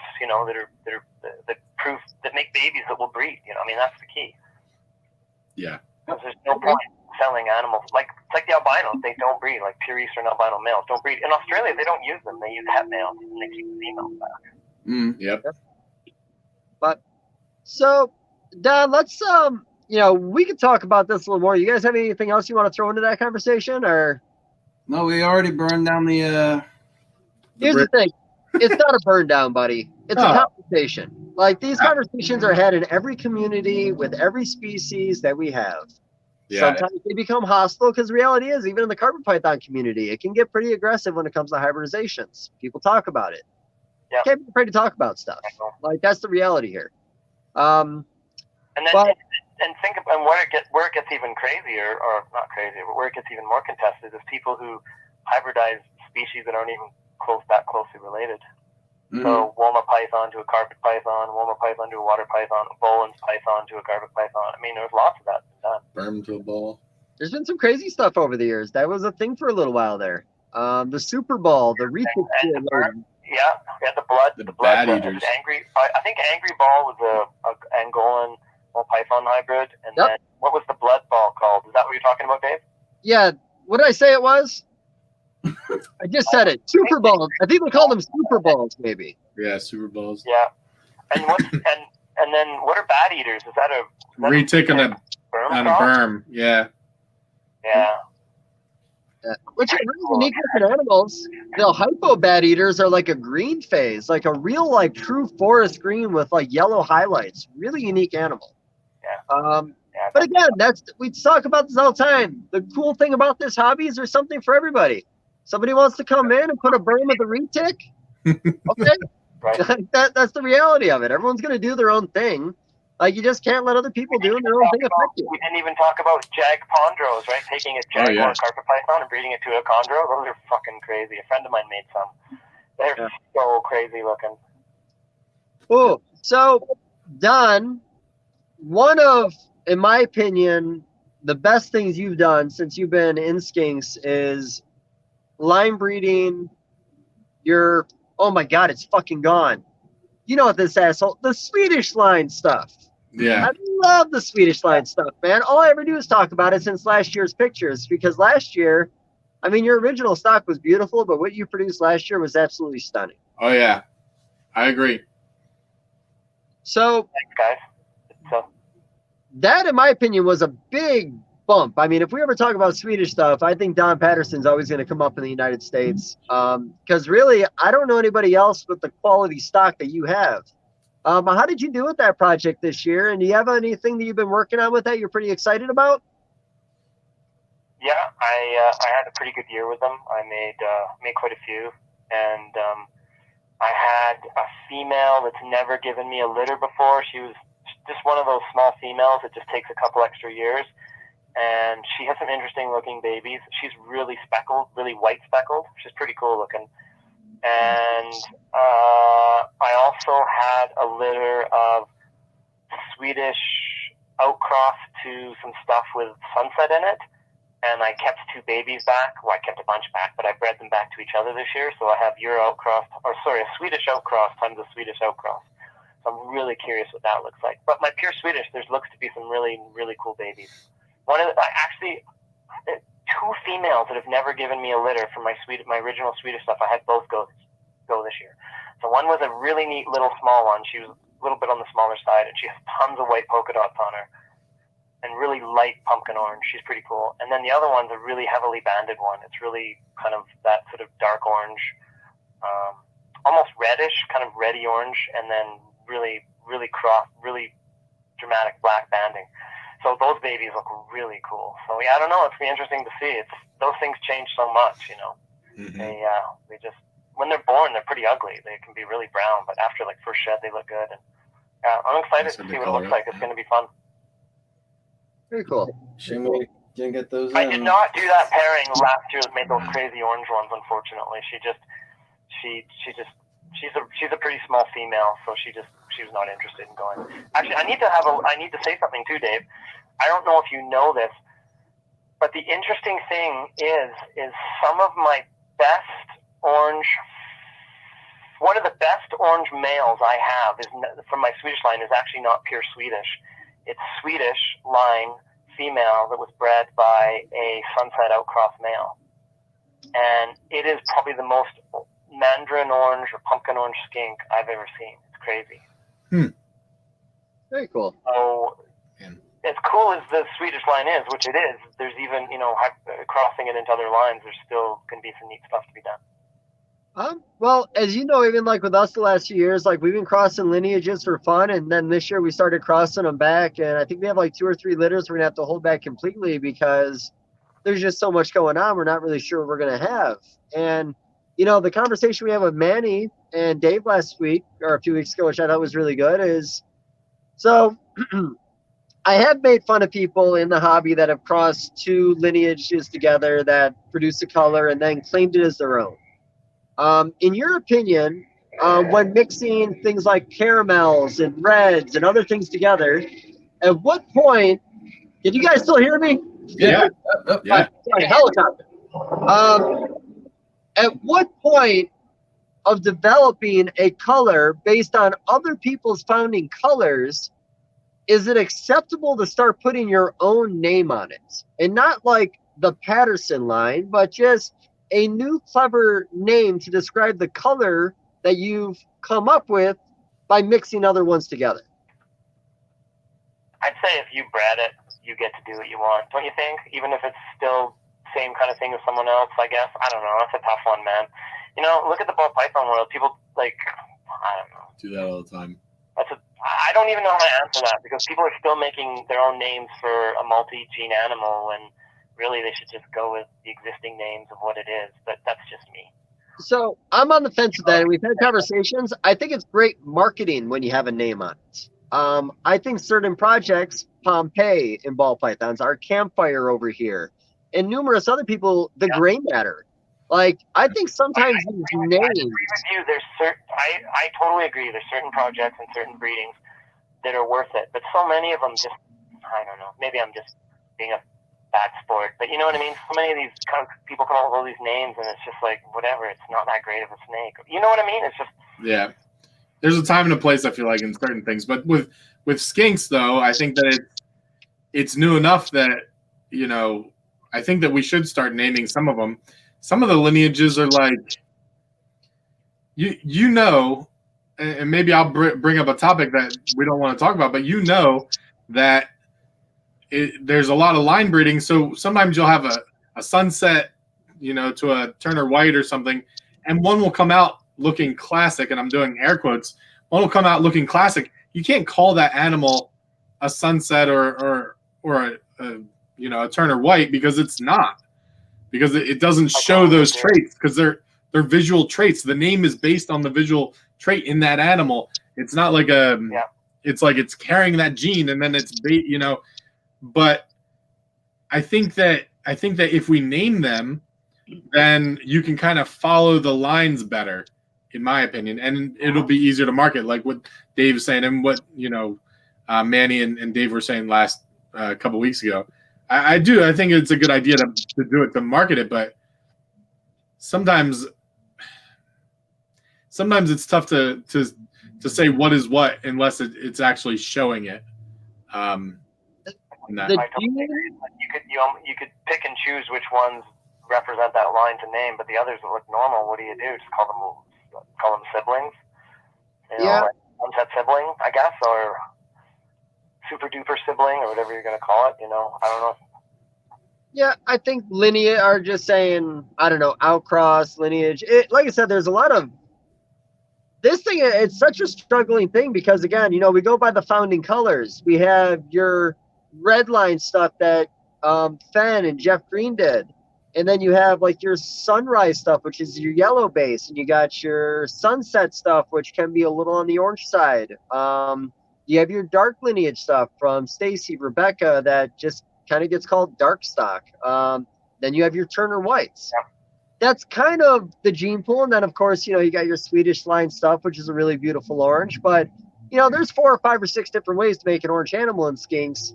It's some of this other stuff that's a little more difficult. But again, you know, once we cross them all together, what do we call them? Like, when can we start calling them something? When can we start doing like crested geckos like we talked about? Dalmatians, Harlequins, all these fun names for these different wacky things that are popping up with those guys. I do think from a marketing standpoint it helps, and I think it adds a little more excitement for the project. You know, talking to Jeff Green years ago with the red stuff, I told him he should call them Phoenixes. Phoenixes are red. He's fucking from Phoenix. I thought that would be a unique name for that project. It never took. It was a conversation we had that never went anywhere, but I do think little things like that can actually help projects with promoting, especially. You got the coffee. Here's the thing. The skink community is growing right now, man. Sorry, Ryan, man. Dominant male, you got to fucking be more forceful. But, so, like, we have a lot of new people that want to get in. And in the past, we've made it very confusing for people that want to understand a gene. For a while there, we were saying Het Turner White. We were saying Het Sunset, which doesn't necessarily apply. But, you know, the question was there because I don't think these are Het, but, like, even with some of our red stuff, we'll outcross them, and the mom won't look that crazy. But then bred back to red lineage animals, they're producing these vibrant, beautiful red animals first generation. So I don't necessarily think it's recessive, but with any line bred trait, that's going to happen when you start breeding them back to each other. You're going to get a higher expression of it. Because you got to remember, too, originally, yeah, dad was red, but mom was a classic. Babies came out semi-classic, bred back to a red, and suddenly you're putting more red into it. And the same thing works with everything else. But, you know, it's very not clear-cut in this industry or in this community what's what and what's acceptable to call what. It makes it confusing for new people wanting to buy in, I guess is what I'm saying. It totally does. But you know what might change that is when the morphs, you know, get established and are there, then there will be some true morphs. Like maybe it'll take that to get people to understand, and then they'll sort of learn that that's not those aren't true morphs. It's more polymorphic breeding, and you know what I mean? Like might make things more clear that like because right now people like message, what morphs do you have? I'm like, dude, there's no morphs available in blue tongues. They don't exist yet. Like you know what I mean? Like there's just no there's some lines that make stuff, but there's no true morphs. I think once the true morphs are in the hobby, then maybe that'll make things clear. At least there's a starting point for people. Maybe. I mean, I still, in a sense, consider some line bred traits morphs, and even like in Boas, you have pastel lines, you have red rum, you have Ferrari, you have pastel dream, you have sugar, you have, and it goes on. There's probably 10 to 15 different line bred color mutations in boa constrictors that are the base to then put into your codominant recessives, but I still consider them morphs. They're reproducible. Oh yeah, no, I'm not saying they're not morphs, but maybe it'll help people understand it better when there's some simple recessive stuff available. Yeah. You're right. If it's more cut and dry, but as we know, the morph market may never take off in the United States. We may only have line bred traits. Well, there is that. Well, I know we got a ways to go. No, you're right. I mean, it could be a long time for these morphs to get established, and I know. I totally agree. I agree. Okay, Ryan, go ahead, man. You had things. It's not too late, is it? I want to hear Ryan's words come out of his mouth. No, I'm good. You guys are great. I'm sorry. Is Kevin Ben in the room cramping your style, buddy? Yeah, man. I'm trying to flex, but like he's kind of like real close. I don't know. Well, you guys aren't following the 6 foot rule, but it's cool. Yeah, we don't believe in that anymore. Yeah. Well, you guys are past the point of no return now.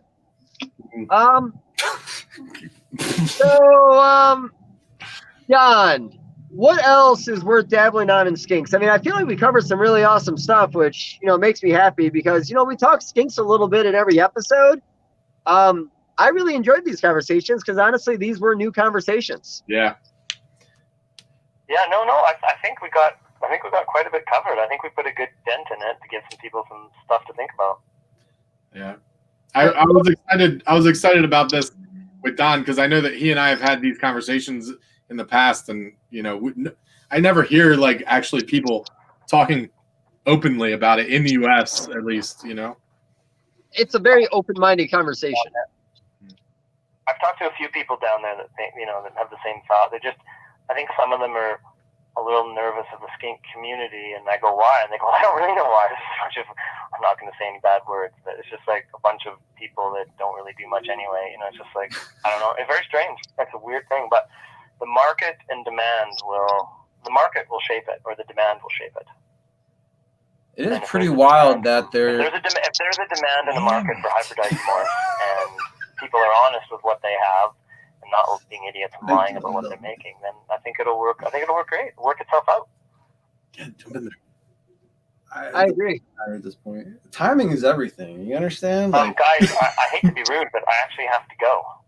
That's fine. Ryan has a whole lot to say after you're gone, so we can do this without you.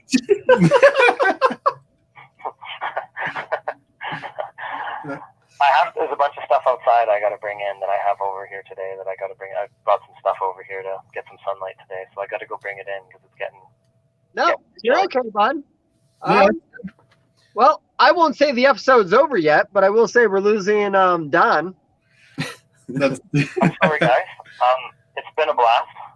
Yeah, we appreciate you taking the time, man. 3 hours is a lot of time to take out of your day. So. Yeah. Hey, but it flew by, honestly. Yeah. I apologize too about the archaic technology I'm working with here. Well, take a. We made it work. Take a picture, mail it to us. Mail it to us with your price list. I'll tell you what, I'll mail you one of my old price lists from 1997. That'd be awesome. I'll frame it and hang it up. Cool. Yeah. You guys, thanks so much for having me on. It was fun, and I just want to say one thing before I go. Congrats to you guys on all your animals. Congrats on all the Easterns. Congrats, Dave, you and Cheryl, and all the red skinks. You guys produce some really beautiful skinks. Awesome skinks. I'm really happy to make such nice animals, and same with you guys for the Easterns. I can't believe you made that many. I'm floored. That's so cool. So happy. Thanks, man. I appreciate it. Yeah, thanks again for everything, guys, and we'll definitely be in touch. Yeah, Right on, absolutely. man. Thanks. All right, see ya. Talk to you soon, bud. Thanks again. Bye-bye. Bye. Show for anybody who is interested in how this is going down, we had to have Don on speakerphone next to the mic because he does smoke signals and rain dances. Yeah. Mostly SOS. Yeah. Well, I don't know if we should carry on talking or if we should go ahead and wrap it up. You know, we kind of lost our biggest attribute. I mean, I agree. Well, you know what really sucks? I really hate that he cut it short. I wanted to talk diet with him. He yeah. does some very unique things he does with his diet. Even his everyday diet for himself is very unique. You know, he's very health conscious, eats really good foods, and you know, when it came to what he was doing for his blue tongue skinks, he does some very unique stuff. So I am actually kind of sad that we couldn't get into something as simple as dieting because I really love hearing everyone's different way of doing this.